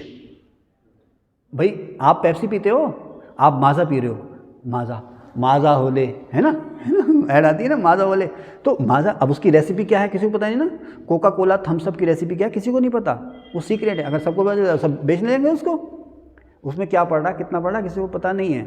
आप चले जाओ हलवाई के पास, एक जगह से जलेबी खरीदता हूँ मैं, इतनी स्वाद जलेबी होती हैं कि थोड़ी तो मैं उसके पास खड़े होकर खा लेता हूँ, इतनी स्वाद होती है। फिर घर जाकर खाता हूँ, अगले दिन फिर खाता हूँ। कई बार उससे पूछा, जो डालता क्या बता दे। माँ साहब तुम्हें क्या करना, मेरा वहाँ घर है, जब मर्जी जाओ खरीद के ले जाओ, बता ही नहीं रहा, मुझे पता चल गया। तो दूसरे टेट से समझ गया ना। ओके, अलीगढ़ के ताले, रामपुर के चाकू, एक किसी खास जगह, अब जैसे रामपुरी चाकू हैं, तो जो रामपुरी चाकू जो है ना, वो एक आदिकाल से, पीतल के बर्तन मुरादाबाद में आदिकाल से बनते आ रहे हैं, तो वहाँ के कारीगर जो है उसको बनाने में सिद्धहस्त हो चुके हैं, उसका माल जो है वहीं पे आसपास कहीं मिलता है। आपने यहाँ बनाया चाकू और लिख दिया रामपुरी चाकू, यहाँ ताला बनाया अलीगढ़ का ताला, तो ये जो है उल्लंघन है किसका, एक खास आबो हवा का या खास जलवायु का। एक खास भूगोल था, उस भूगोल में, उस भूगोल की कोई खास जलवायु है, उसी में कोई चीज़ पैदा होती है, उसी में कोई चीज़ बनती है। बनारसी साड़ी, है ना, या मलिहाबादी आम। अब उस खास जगह की वजह से, उस खास भूगोल की वजह से उसमें कोई खास खूबी है, जिसकी वजह से उसकी मार्केट में वैल्यू और अच्छा दाम उसको मिलता है। लेकिन आपने कहीं जगह और उसको बनाया या पैदा किया और नाम दे दिया बनारसी साड़ी, है ना, बनारसी पान होता है ना, खई के पान बनारस वाला, बनारसी पान, महोबा का पान आपने नाम दे दिया, तो वो उस भूगोल का या उस जलवायु का उल्लंघन है। और इसी को हम कहते हैं IPR की भाषा में भौगोलिक सूचक या भौगोलिक संकेतक या जियोग्राफिकल इंडिकेटर। अब यहीं पर आ जाता है GI टैग। तो अब जैसे मुंशियारी की राजमा है, उसको वर्ल्ड कॉपीराइट या IPR ऑर्गेनाइजेशन ने उसको प्रमाणित दे दिया कि भाई ये जो तुम्हारी राजमा है, इस लोकल जगह पर राजमा पैदा होती है, ये यहीं की है, इसी की खास खूबी है। अब मुंशियारी राजमा के नाम से कोई और राजमा तो कोई भी बेचे, लेकिन मुंशियारी राजमा के नाम से जो राजमा बिकेगी वो इसी एरिया की बिकेगी। मलिहाबादी आम के नाम से जो आम बिकेगा वो इसी एरिया का बिकेगा, चाहे न्यूजीलैंड में ले जाके बेच दो, लेकिन अगर वो यहाँ का नहीं है तो उसे मलिहाबादी के नाम से बेचोगे तो उस पर जुर्माना हो जाएगा। बनारस में साड़ी बिकी है तो पूरी दुनिया में आप बनारसी साड़ी के नाम से बेचो, लेकिन वो बनारस में ही बनी होनी चाहिए, ठीक है ना।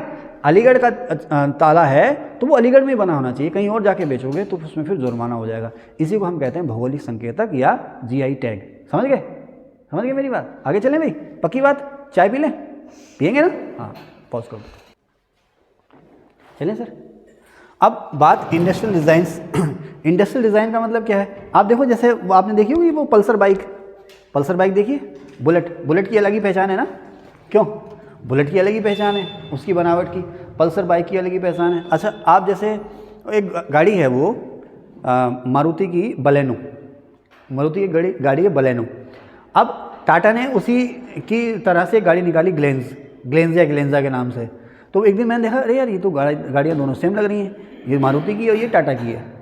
तो टाटा ने बलेनो बनाई, बलेनो उसकी खूब बिकी, सॉरी मारुति ने बलेनो बनाई और बलेनो उसकी खूब बिकी। टाटा ले आई लगभग उसी की तरह से, उसी के मॉडल पे ले आई ग्लेंजा, बिल्कुल सेम डिज़ाइन। इसको लेकर के मारुति ने उस पर केस कर दिया कि साहब इसने जो हमारा डिज़ाइन था उसकी नकल करी है। उसमें मारुति जीत गई और टाटा को उसको जुर्माना देना पड़ा। ऐसा मैंने पढ़ा, हो सकता है मैं गलत भी हो सकता हूँ, लेकिन मैंने ऐसा पढ़ा है कहीं। ठीक है साहब? तो जुर्माना देना पड़ा, हो सकता है मैं गलत हूँ, लेकिन ऐसा मैंने कहीं पढ़ा था। तो अब इसका मतलब क्या है कि आपने हमारा जो प्रोडक्ट था, हमारे जो प्रोडक्ट का जो डिज़ाइन था उसकी नकल की है आपने। समझ रहे बात? अब जैसे मान लीजिए ये मेरे पास पेन है ना, मेरे पास ये पेन है और इसका क्या ब्रांड है, ये white board ADD gel superior, ठीक है ना। अब ये मार्केट में खूब फेमस हो गया, ये चलने लगा ये। अब लोग इसकी बनावट को देख के ही एकदम से इसको ख़रीद ले रहे हैं। इसकी बनावट को देखा और देख के उसको एकदम से ख़रीद लिया, ठीक है। अब दूसरी कोई कंपनी आई, उसने अपना पेन निकाला और इसी तरह का बनाया और बेचना शुरू कर दिया। मार्का कुछ और लगाया, मार्का उसने अपना लगाया, लेकिन डिज़ाइन उसका ये लगा। तो आम ग्राहक जो आता है ना, डिज़ाइन देख के एकदम से ले आया। जैसे रेनॉल्ड्स का पेन था, उसमें पढ़ते नहीं थे हम, रेनॉल्ड्स लिखा, एकदम से डिज़ाइन देखा और लेके उसको चल दिए। या उसी तरह से जैसे और एग्जांपल क्या आप दे सकते हैं, कौन सी गाड़ी है, फॉर्च्यूनर गाड़ी है ना, खूब बिक रही है, तो उसका डिज़ाइन। अब अगर उसी की डिज़ाइन की नकल करके कोई दूसरी कंपनी निकाल दे तो वो उसके डिज़ाइन का उल्लंघन हो जाएगा। इसी को हम कहते हैं इंडस्ट्रियल डिज़ाइन। उसकी कॉपी आप नहीं कर सकते, ठीक है ना, उसकी कॉपी आप नहीं कर सकते, इंडस्ट्रियल डिज़ाइन। ओके। उसके बाद ट्रेड सीक्रेट। तो ट्रेड सीक्रेट अभी मैंने आपको पहले ही बताया था। जैसे एक मान लीजिए आपके पास माज़ा है, माज़ा कोल्ड ड्रिंक है, सॉफ्ट ड्रिंक है, और उसमें क्या क्या पड़ रहा है, आपने वो जानकारी चुराई, वो जानकारी सारी चुरा करके अपना एक नया प्रोडक्ट बना लिया, सॉफ्ट ड्रिंक, किसी भी नाम से आप बेचने लगे, लेकिन आपने चुराया उसका, तो उसको लेकर के आप पर दावा किया जा सकता है, उस पर आप पर दावा किया जा सकता है कि साहब इसने हमारी जो है रेसिपी है उसकी नकल की है। या आपने कोई दवाई आपने बनाई, किसी कंपनी ने 20 साल रिसर्च की दवाई बनाई, अब दूसरी कंपनी जो है उसने उसकी नकल करी कि इसमें इतना ये पड़ा हुआ है, इतना ये पड़ा हुआ है, इतना पड़ा हुआ है, और दूसरे नाम से उस दवाई को बेचना शुरू कर दिया। तो ये साहब उसके जो ट्रेड सीक्रेट्स हैं उसका उल्लंघन है, ठीक है। तो ये सारे के सारे जो हैं IPR हैं, इसमें कुल 7 हैं, कुल 7 प्रकार के बौद्धिक संपदा अधिकार हैं। ओके, आगे चलें। बौद्धिक संपदा अधिकारों का प्रशासन करने के लिए, उनको लागू करने के लिए वर्ल्ड इंटेलेक्चुअल प्रॉपर्टी ऑर्गेनाइजेशन 1967 में बनी थी, UNO की एजेंसी है ये। इसका मुख्यालय, आप लोग मत करना, शायद ऑस्ट्रिया में है, ऑस्ट्रिया की राजधानी वियना में शायद इसका मुख्यालय है। आप लोग देख भी लेना, मैं अभी आगे आपको बता भी दूंगा, कोई स्टूडेंट देख रहे हैं, लेकिन मुझे ऐसा लगता है वियना में, ठीक है। आगे चलें भाई।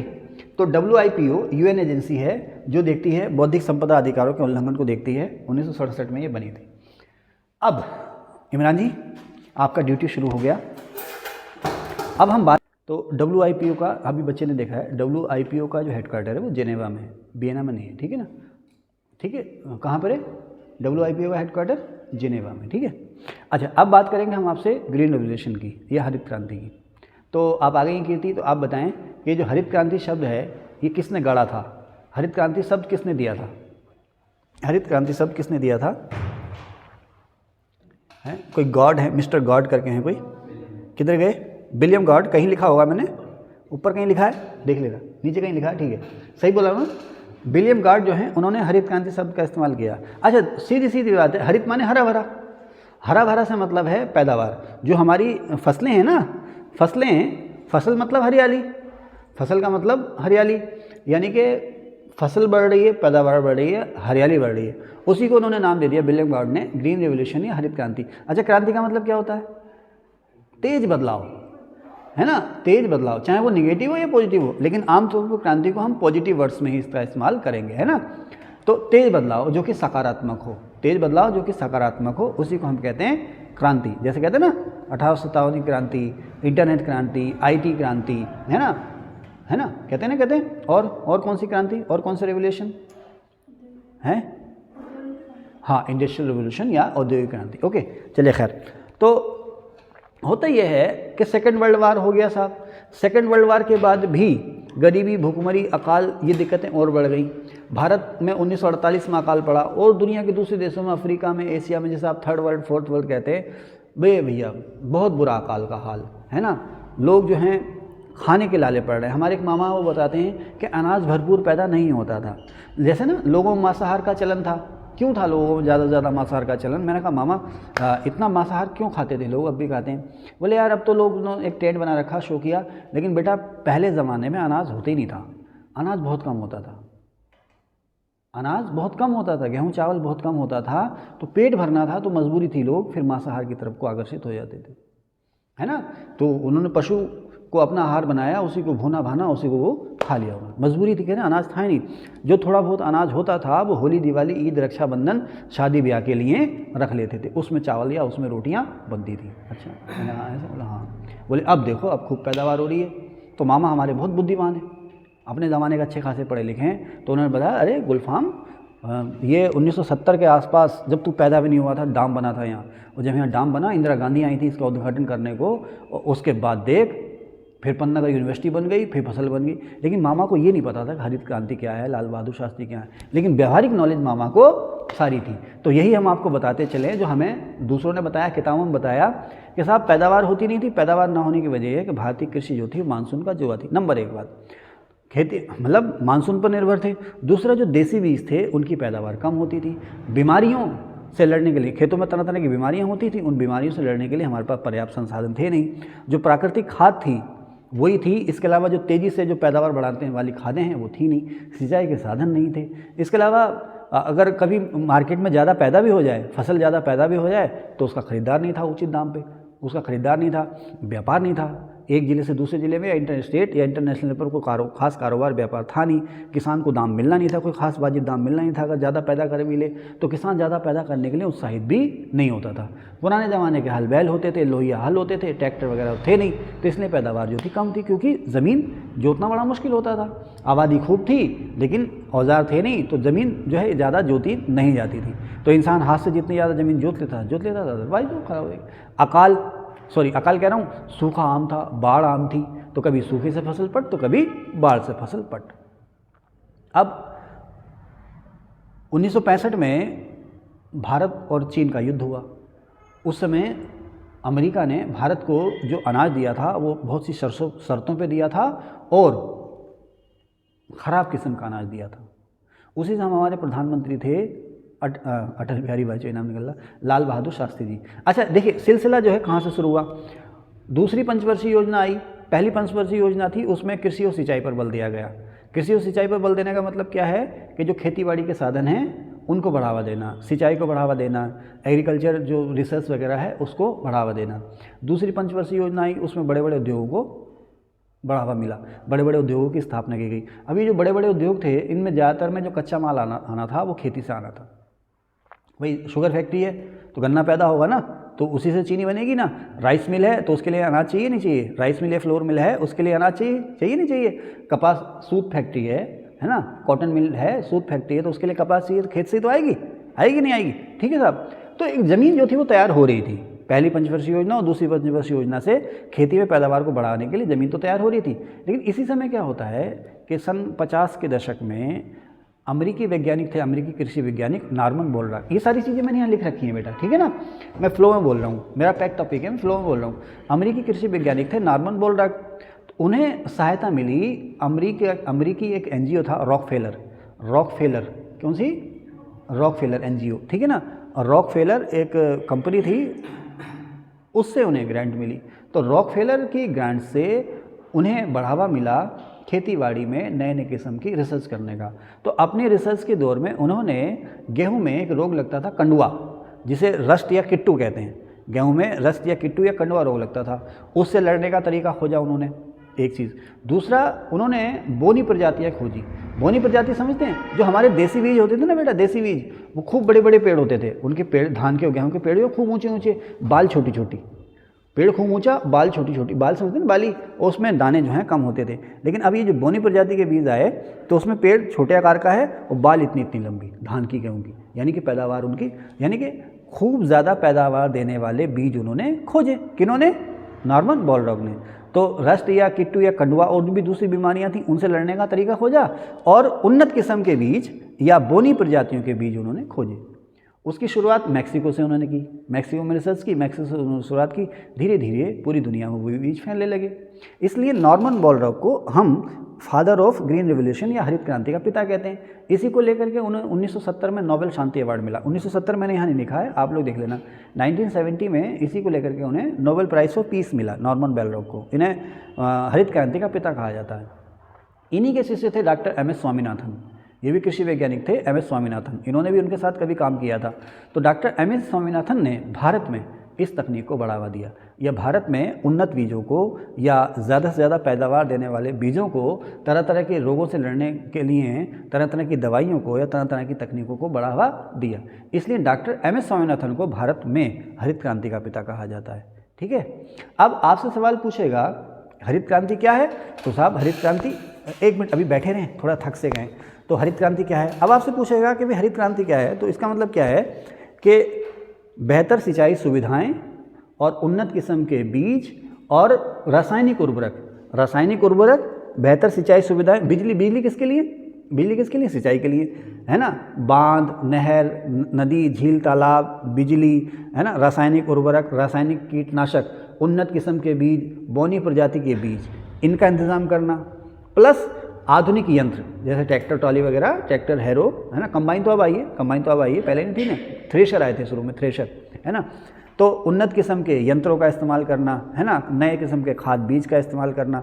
इसके अलावा गोदाम बनाना, गोदाम समझ नहीं, गोदाम किसके लिए? जब पैदावार ज़्यादा होगी तो भाई उसको किसी जगह रखना भी है, तो गोदाम बनाना। सड़कें किसके लिए?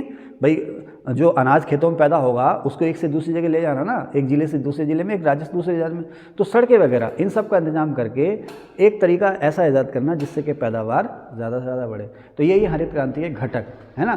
कंपोनेंट्स ऑफ ग्रीन रिवोल्यूशन क्या है? सबसे ज़रूरी चीज़ क्या है? बीज, उन्नत बीज, केमिकल, बिजली, पानी यानी कि सिंचाई। इसके अलावा सरकारी नीतियाँ भी इसके घटकों में शामिल हैं, है ना। मंडियाँ बनी बाद में, मंडियाँ भी इसके घटकों में शामिल हैं, लेकिन शुरुआत में नहीं की, शुरुआत में क्योंकि मंडियाँ बाद में अस्तित्व में आई हैं। मंडियाँ भी आप कह सकते हो, बिजली को भी कह सकते हो, पानी को भी कह सकते हो, सड़क को भी कह सकते हो, और जो उर्वरक हैं, केमिकल फर्टिलाइजर से आप कहते हो, सीड हैं, उन्हें भी आप कह सकते हो। तो ये सारे के सारे जो है वो हरित क्रांति के घटक हैं। इन सब ने मिल करके पैदावार को बढ़ावा दिया। अच्छा, अब मैंने यहाँ लिखा भी है 1964-65 1965 में लाल बहादुर शास्त्री जी के समय में कई कार्यक्रम शुरू किए गए थे। एक था सघन कृषि जिला कार्यक्रम। हर जिले में ना कोई एक खास जिले को पकड़ा गया और पायलट प्रोजेक्ट के रूप में, सघन कृषि का मतलब कम से कम ज़मीन पर ज़्यादा से ज़्यादा पैदावार को पाना।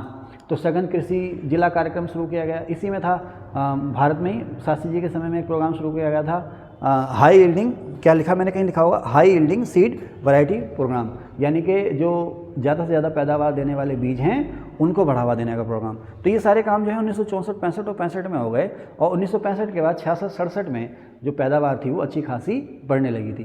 तो अगर आपसे कोई पूछे कि भारत में हरित क्रांति की शुरुआत कब हुई, 1964-65 का वर्ष, एक वर्ष पूछे तो 1965, ठीक है ना। अगर योजना पूछे तो तीसरी योजना, प्रधानमंत्री पूछे तो लाल बहादुर शास्त्री, ठीक है ना। पिता पूछे तो भारत में हरित क्रांति के पिता स्वामीनाथन, और विश्व में नॉर्मन बोरलॉग। ठीक है साहब, ओके, आगे चले। ये सारा मैंने आपको बता दिया, बोनी प्रजाति सब लिख दिया मैंने, हाँ सब बता दिया 1960 के दशक में, ठीक है। अब इसके प्रमुख अंग क्या थे वो मैंने आपको बता दिया। अब प्रमुख क्षेत्र क्या थे इसके, यहाँ पर मैंने शॉर्ट में लिखा आपको बताने के लिए। आपका जो पश्चिमी उत्तर प्रदेश है, पंजाब, हरियाणा और पश्चिमी उत्तर, सब जानते हैं हरित क्रांति का फ़ायदा सबसे ज़्यादा किसको मिला या कहाँ से शुरू हुई? पंजाब, हरियाणा और पश्चिमी उत्तर प्रदेश। देखिए ये इलाके क्यों फ़ायदे में रहे या इन इलाकों में ज़्यादा जोर क्यों दिया गया? क्योंकि यहाँ ऑलरेडी सिंचाई की सुविधाएं थी, सड़कें ठीक ठाक थी, नहरें थी, पानी था, मंडियाँ भी यहाँ पर डेवलप थी, तो इन इलाकों को सबसे ज़्यादा फ़ायदा मिला। एक चीज़, दक्षिण भारत इससे अछूता रहा। पूर्वी भारत, ध्यान रखना, पूर्वी भारत में प्रयास किए गए हरित क्रांति के लिए, लेकिन पूर्वी भारत को इसका फ़ायदा कम मिला। बिहार, उड़ीसा जैसे, झारखंड जैसे जो इलाके हैं ना, या पूर्वी उत्तर प्रदेश जैसे इलाके, इसका फ़ायदा उनको कम मिला। दक्षिण भारत में ये प्रयोग नहीं हुआ। दक्षिण भारत को इसका जो पहली हरित क्रांति थी हमारा, उसका फ़ायदा नहीं मिला शुरुआत में, अब तो हर जगह पहुँच मिल गया। पहली बात, सबसे ज़्यादा फ़ायदा इसका हुआ पंजाब, हरियाणा और पश्चिमी उत्तर प्रदेश में। अब इससे सबसे ज़्यादा फ़ायदा किस फसल को हुआ? तो इससे सबसे ज़्यादा फ़ायदा जो हुआ वो हुआ धान को। नंबर 1 धान, नंबर 2 गेहूँ। धान नंबर 1, अगर इसमें भी नंबर 1 नंबर 2 पूछे ना, तो नंबर 1 धान और नंबर 2 गेहूँ। हरित क्रांति का फ़ायदा सबसे ज़्यादा इसमें हुआ। इसके अलावा और थोड़ा वो जो फ़ायदा हुआ वो हुआ मक्का, ज्वार, बाजरा और मोटे अनाज जैसे। मक्का, ज्वार, बाजरा, मोटे अनाज, इनको भी फ़ायदा हुआ, इनकी पैदावार भी बढ़ी। समझ में मेरी बात? सबसे ज़्यादा फ़ायदा किसको हुआ? आपके जो 2 प्रमुख खाद्यान्न हैं धान और गेहूँ, इसमें भी धान को सबसे ज़्यादा फ़ायदा हुआ। उसके अलावा मोटे अनाज जो मक्का, ज्वार, बाजरा जिसे आप कहते हैं ना, इनको भी फ़ायदा हुआ, लेकिन बहुत कम फ़ायदा हुआ। इनको फ़ायदा हुआ लेकिन बहुत कम फ़ायदा हुआ, या इन पे कम ध्यान दिया गया। सबसे ज़्यादा ध्यान तो दिया गया चावल और गेहूं पर। एक बात, अन्य जो अनाज हैं, चाहे वो तिलहन हो, दलहन हो, कपास हो, सूरजमुखी हो, कुछ भी हो, उनको हरित क्रांति का फ़ायदा नहीं हुआ। ध्यान रखना, उनको हरित क्रांति का बिल्कुल भी फ़ायदा नहीं हुआ, ठीक है ना। दलहन, तिलहन जिस तरह की हो, रेशेदार फसलें हों, गन्ना हो, गन्ने को भी हरित क्रांति का फ़ायदा को खास नहीं हुआ है, ठीक है साहब। आगे चलें। अब फिर मैंने कहा ना, इससे कौन से क्षेत्र अछूते रहे, यानी कि दक्षिण भारत अछूता रहा, और इसके अलावा तिलहन और दलहनी फसलें जो हैं वो अछूती रहें। इसके बल्कि तिलहन, दलहन और मोटे अनाजों को तो हरित क्रांति का नुकसान हुआ। क्यों नुकसान हुआ? क्योंकि ज़्यादा से ज़्यादा जो टेंडेंसी आई, प्रवृत्ति आई ना भाई, खेती फ़ायदे का सौदा बन गई हरित क्रांति के बाद। धान और गेहूँ खूब इसका सरप्लस प्रोडक्शन होने लगा। सरप्लस का मतलब ज़रूरत से ज़्यादा, इसका ज़रूरत से ज़्यादा प्रोडक्शन होने लगा तो व्यापार बढ़ने लगा, किसान भी खुशहाल होने लगा। तो जब धान और गेहूँ में अच्छी खासी इनकम हो रही है तो कोई क्यों बोएगा तिलहन, दलहन या ज्वार, बाजरा, मक्का? तो मोटे अनाज, तिलहन और दलहन का रकबा जो एरिया है, रकबा समझते हैं ना, बुआई क्षेत्र जो है वो घट गया, ये इनको नुकसान हुआ है। एक बात, ठीक है। अब हरित क्रांति के नुकसान भी हुए। नुकसान तो यही है, तिलहन और दलहन, कहाँ हम तिलहन, दलहन और मोटे अनाजों के उत्पादन में आत्मनिर्भर थे, ये भरपूर पोषक अनाज थे। अब हमें ये विदेशों से मंगाना पड़ रहा, जिस पे हमारी विदेशी मुद्रा खर्च हो रही है, नंबर 1 बात। दूसरा, हरित क्रांति ने इंटेंसिव क्रॉपिंग को, यानी सघन कृषि को बढ़ावा दिया, यानी कि ज़मीन की जान हमने निकाल ली। तो आप देख रहे हैं तरह तरह का मृदा प्रदूषण, जल प्रदूषण और तरह तरह के जहरीली फसलें वो पैदा हो रही हैं, है ना। तरह तरह के आपने हरित क्रांति के जो नुकसान है ना, वो प्रदूषण को दिखाने, केमिकल फार्मिंग के जो नुकसान है वो दिखाने, है ना। कभी जब हम फुर्सत में होंगे ना, जब हम आपसे आईएएस के लिए, आईएएस मेंस के लिए पढ़ाई करेंगे, तो इस पर पूरी का पूरा एक सेशन हरित क्रांति भी बनाएंगे। लेकिन अभी क्रैश कोर्स है तो इसलिए थोड़ी सी बातें आपसे कर रहे हैं। तो केमिकल फार्मिंग के जो नुकसान है आप वो बताएंगे। इसके अलावा आप देखेंगे कि इसने असमानता को भी बढ़ावा दिया। जो पश्चिमी भारत के क्षेत्र है, पंजाब, हरियाणा, पश्चिमी उत्तर प्रदेश, वहाँ तो खुशहाली आई, लेकिन पूरी बात जो है इससे अछूता रहा। अब इन्हीं चीज़ों को देखते हुए वही सभी फसलों पर ध्यान दो, सभी क्षेत्रों पर ध्यान दो, और टिकाऊ कृषि, यानी कि ऐसी कृषि जो पर्यावरण को कम से कम नुकसान पहुँचाए, उसको बढ़ावा दो। जो देसी बीज हैं उनको बढ़ावा दो, है ना। एक शब्द आ रहा है गणभोज दिवस, ये क्या है आप बताएं? गणभोज दिवस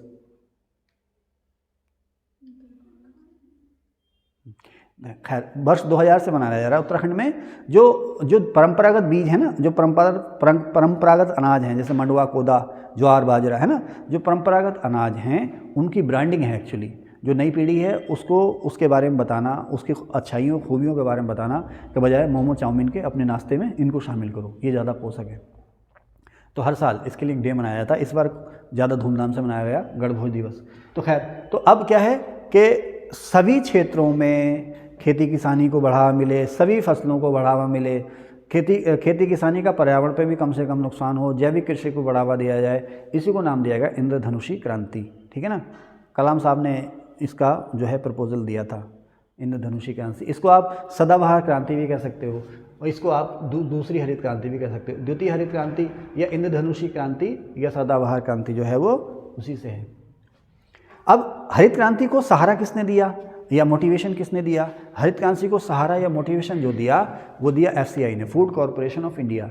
FCI या फूड कॉरपोरेशन ऑफ इंडिया, ये 1965 में बनी। FCI food corporation of India जो बनी 1965 में बनी, और ये बनी थी वर्ल्ड बैंक की सलाह पर। वर्ल्ड बैंक ने यहाँ केवल सलाह दी थी इसको बनाने के लिए, बल्कि लोन भी दिया था। सुना ना भाई FCI को गोदाम कहाँ काम कर रहे हो, FCI में काम कर रहे हैं। ये अनाज कौन खरीद रहा है, FCI। जगह जगह रहते हैं ना, तोल सेंटर लगे रहते हैं जगह जगह, तो कौन खरीद रहा है, FCI खरीद रही है, FCI है उसके एजेंट खरीद रहे हैं। अब सबसे पहले MSP को जाने आप, FCI की बात बाद में करेंगे, पहले MSP को जाने। MSP माने मिनिमम सपोर्टिंग प्राइस, MSP माने मिनिमम सपोर्टिंग प्राइस या न्यूनतम समर्थन मूल्य। अब देखें ना, अब आपने ग्रीन रेवोल्यूशन को बढ़ावा दिया, पैदावार बढ़ गई, आपकी पैदावार खूब बढ़ गई। पैदावार बढ़ गई तो अब सरकार क्या कर रही है, सरकार के सामने दो टारगेट है। एक तो ये है कि इस साल पैदावार खूब हुई, जैसे आप होता है ना, खूब टमाटर का रेट अच्छा आया, टमाटर का रेट अच्छा आया, लेकिन टमाटर की पैदावार नहीं थी, रेट खूब अच्छा आया, तो अगले साल भेड़चाल हो जाएगी, जिसे देखो वो टमाटर बो गया, जिसे देखो वो टमाटर बो गया, है ना। लेकिन अब टमाटर खूब पैदा हो गया या किसी वजह से उसकी डिमांड कम हो गई, रेट गिर गए। अब अगले साल क्या होगा, टमाटर बोया नहीं जाएगा। इस साल फौरी ये होगा कि जिसने टमाटर बोया था वो पट हो जाएगा, अगले साल टमाटर बोया ही नहीं जाएगा, उसके रेट फिर बढ़ जाएंगे। ठीक है। अच्छा, उसी तरह से मान लीजिए धान की पैदावार खूब हुई, उस दौर में गेहूं की पैदावार खूब हुई, लेकिन उसको ख़रीदार नहीं मिल रहा या कम से कम दामों पर बेचा जा रहा है, किसान की लागत भी नहीं निकल रही, तो फिर किसान क्या करेगा, अगले साल उसको बोएगा ही नहीं। तो अब अगर किसान को उसकी कीमत अच्छी मिले और उसे पता हो कि हर साल इसकी कीमत मिलनी है और अच्छी कीमत मिलनी है, कम से कम इतनी कीमत तो मिलनी है, तो किसान उसकी पैदावार के लिए प्रोत्साहित होगा, लगातार पैदा करता रहेगा। इसलिए सरकार ने किसानों को गारंटी दी कि मार्केट में इस फसल का रेट कुछ भी हो, हम कम से कम इतने दाम पर आपसे खरीदेंगे। जैसे मान लीजिए उस समय, मान लीजिए अब 66-67 शुरू हुआ ना MSP, तो सरकार ने कहा भाई हम 200 रुपये प्रति क्विंटल गेहूँ खरीदेंगे। अब मार्केट में अगर 150 रुपये है तो सरकार बैठी है तैयार 200 रुपये खरीदने के लिए, और अगर मार्केट में 201, 5, 10, 250, 300 रुपये जितना भी है आप खरीदो, आराम से बेचो, निजी क्षेत्र को आप बेच दो। लेकिन अगर इससे कम दाम अगर मिला आपको, इससे कम दाम गिरा तो हम खरीदेंगे। एक तय सीमा से कम दाम अगर गिर गया तो सरकार उसको खरीदेगी। इससे ज़्यादा दाम आपको प्राइवेट सेक्टर मिल रहा है तो आप आराम से बेच लो, ताकि किसान की कमर ना टूटे, है ना, एक तय लेवल से ज़्यादा कीमतें ना गिरे। इसके लिए सरकार ने 1966-67 से खरीदारी शुरू कर दी। 1966-67 से गेहूं की फसल उसने खरीदनी शुरू करी, यानी कि रबी के सीजन से उसने शुरू किया। पहले तो सरकार जो थी अपने हिसाब से हर साल MSP जारी कर देती थी। MSP जारी करने का मतलब कि इस साल हम इस फसल को इतने दाम पर खरीदेंगे। बाद में सरकार ने एक आयोग बनाया 1985 में, CACP जिसे कहते हैं, commission for agriculture cost and pricing. मैंने कहीं लिखा होगा, कहीं लिखा भाई CACP कहीं है? ये है ना, 1985 में CACP बना, commission for agriculture cost and price, कृषि लागत एवं मूल्य आयोग 1985 में बना। इसका काम ये था कि इसने सरकार को सलाह देनी है कि कौन सी फसल के लिए कितना MSP रखना है, कौन सी फसल के लिए कितना MSP रखना है, इसने सरकार को सलाह देनी है, एडवाइस देनी है। अब सरकार के लिए सलाह को मानना ज़रूरी नहीं है, ये सलाह रखी जाती है कैबिनेट में। कैबिनेट में किस में रखी जाती है? कैबिनेट में आर्थिक मामलों की समिति के सामने। अगर वो मंजूरी दे देती है तो लागू हो जाता है, और आमतौर पर CACP की सिफारिशें जो कैबिनेट की आर्थिक मामलों की समिति है वो मान लेती है, और कैबिनेट की आर्थिक मामलों की समिति जो होती है उसके अध्यक्ष होते हैं प्रधानमंत्री। ठीक है साहब। तो आपसे कोई पूछेगा साहब MSP कौन तय करता है? CACP के सुझाव पर सरकार। सरकार मतलब आर्थिक मामलों की कैबिनेट समिति, जिसके अध्यक्ष जो हैं वो प्रधानमंत्री हैं। अच्छा, 1985 से हमारे यहाँ MSP कब से जारी हो रहा है? 66-67 से, और किसकी सलाह पर? 1985 से ही MSP की सलाह पर जारी हो रहा है। ठीक है। अच्छा, इसी में आपसे पूछा है कितनी फसलों के लिए? 22 फसलों के लिए MSP जारी होता है। गन्ने के लिए अलग से, गन्ने का जो MSP होता है उसे कहते हैं FRP। अब स्वामीनाथन आयोग बना, उसका मकसद था कि आप MSP को सुझाव दो, इसको और कैसे बेहतर किया जाए। तो स्वामीनाथन आयोग ने ये सुझाव दिया, उसने तरीका सुझाया। अब वो तरीका क्या है वो आपको हम IAS में बताएंगे, है ना। लेकिन इसका मतलब ये नहीं है कि क्लास फिजूल है। अगर आप IAS की तैयारी कर रहे हैं तो बेसिक चीज़ें तो ये आपको जाननी ही जाननी है, ठीक है ना। लेकिन अगर वनडे के लिए तैयारी कर रहे हैं तो ये बेहतरीन है, स्टेट PCS या वनडे के लिए तैयारी कर रहे हैं तो ये बेहतरीन है। IAS के लिए अलग से वीडियो बनाएंगे। तो कहाँ थे MSP? हाँ, स्वामीनाथन आयोग पे थे। तो स्वामीनाथन आयोग ने ये सुझाया कि किसानों की जो लागत है, किसानों की फसल की जो लागत है उसका कम से कम 1.5 गुना, यानी कि अगर 1 क्विंटल गेहूं को पैदा करने में किसान की लागत 1000 रुपये आ रही है तो 1000 का 1.5 कितना हो गया? 1500 रुपये। तो उसे कम से कम 1500 रुपये प्रति क्विंटल गेहूँ बेचने की गारंटी मिलनी चाहिए, गेहूँ खरीदने की गारंटी मिलनी चाहिए। समझ गए ना MSP? है ना। तो स्वामीनाथन आयोग ने कहा कि एमएसपी न्यूनतम कितना होना चाहिए, किसान की लागत का कम से कम 1.5 गुना, किसान की लागत का कम से कम 1.5 गुना होना चाहिए। ठीक है साहब, ओके। अब स्वामीनाथन आयोग हो गया।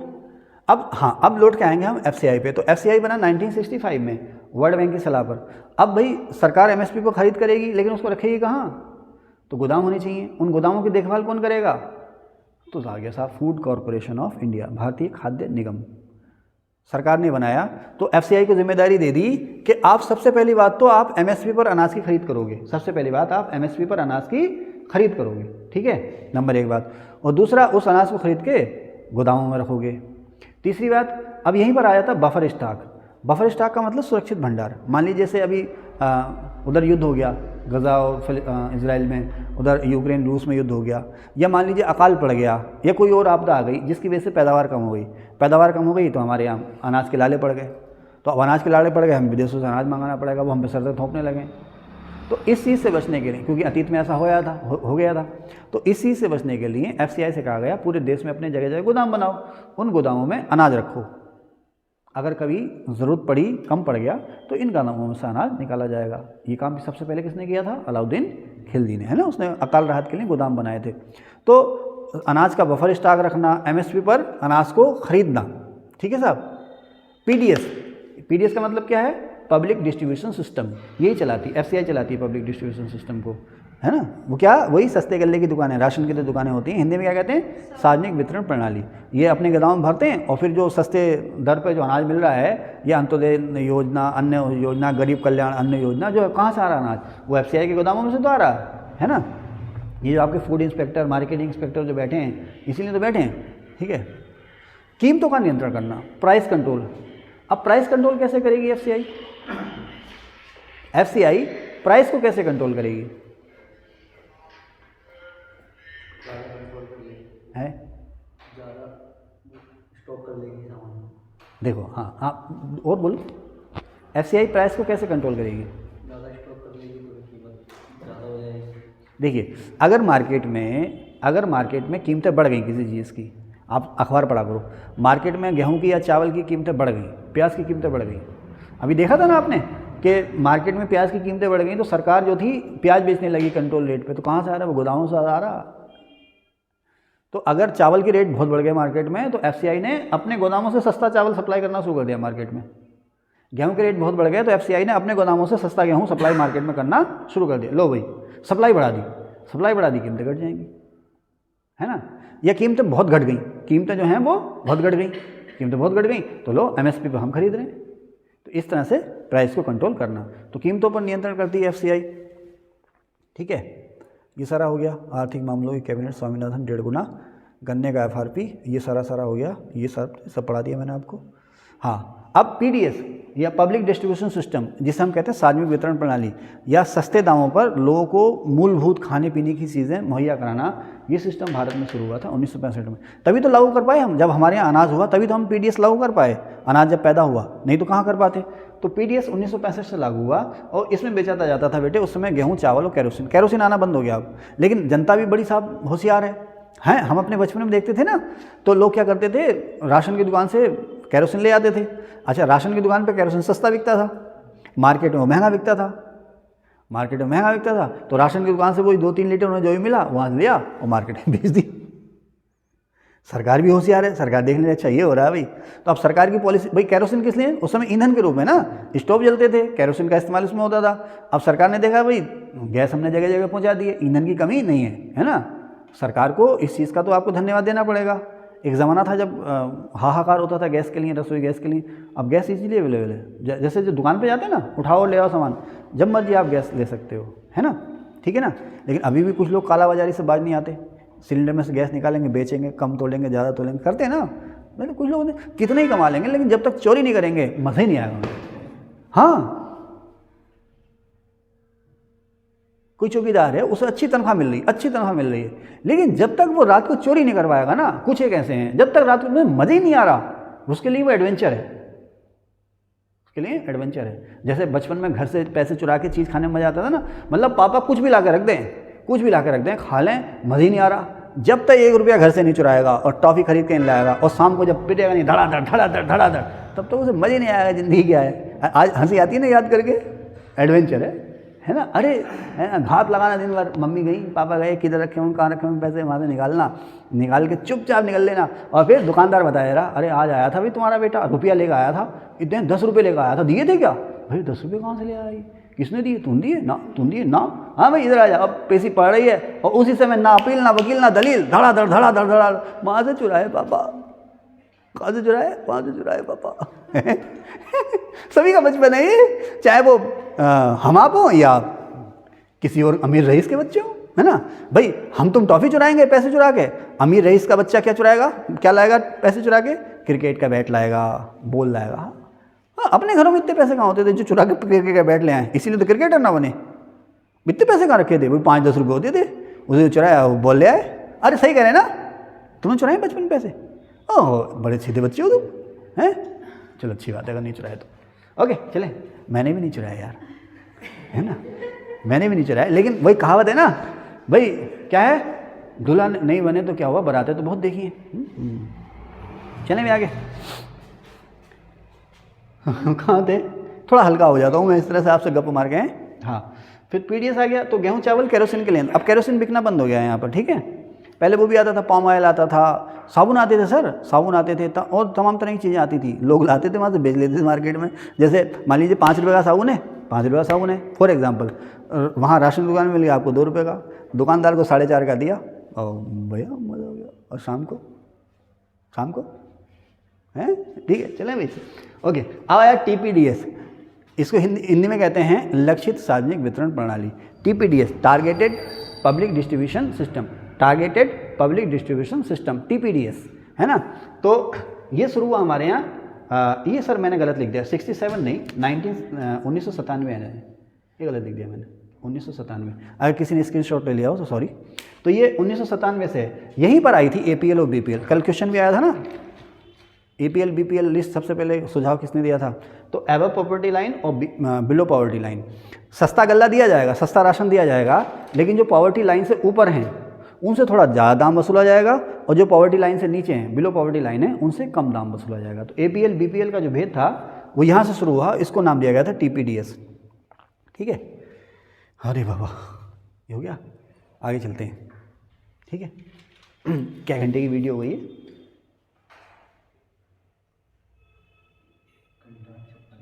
1 घंटा 56 मिनट। कोई नहीं, चलने दो सर, चलने दो। अब सेकंड पार्ट क्या बनाना, जिसने देखना हो। आप लोग इसकी लेंथ से मत डरिएगा, थोड़े सांस लेने सर, सांस लेने। तो चलिए, स्टूडेंट्स कह रहे हैं सर इसका दूसरा पार्ट बना लो, तो इसको हम पार्ट 1 नाम दे देते हैं। ये हमारा पार्ट 1 रहेगा, और जो नेक्स्ट हम टॉपिक बनाएंगे उसको हम कहेंगे पार्ट 2। Thank you.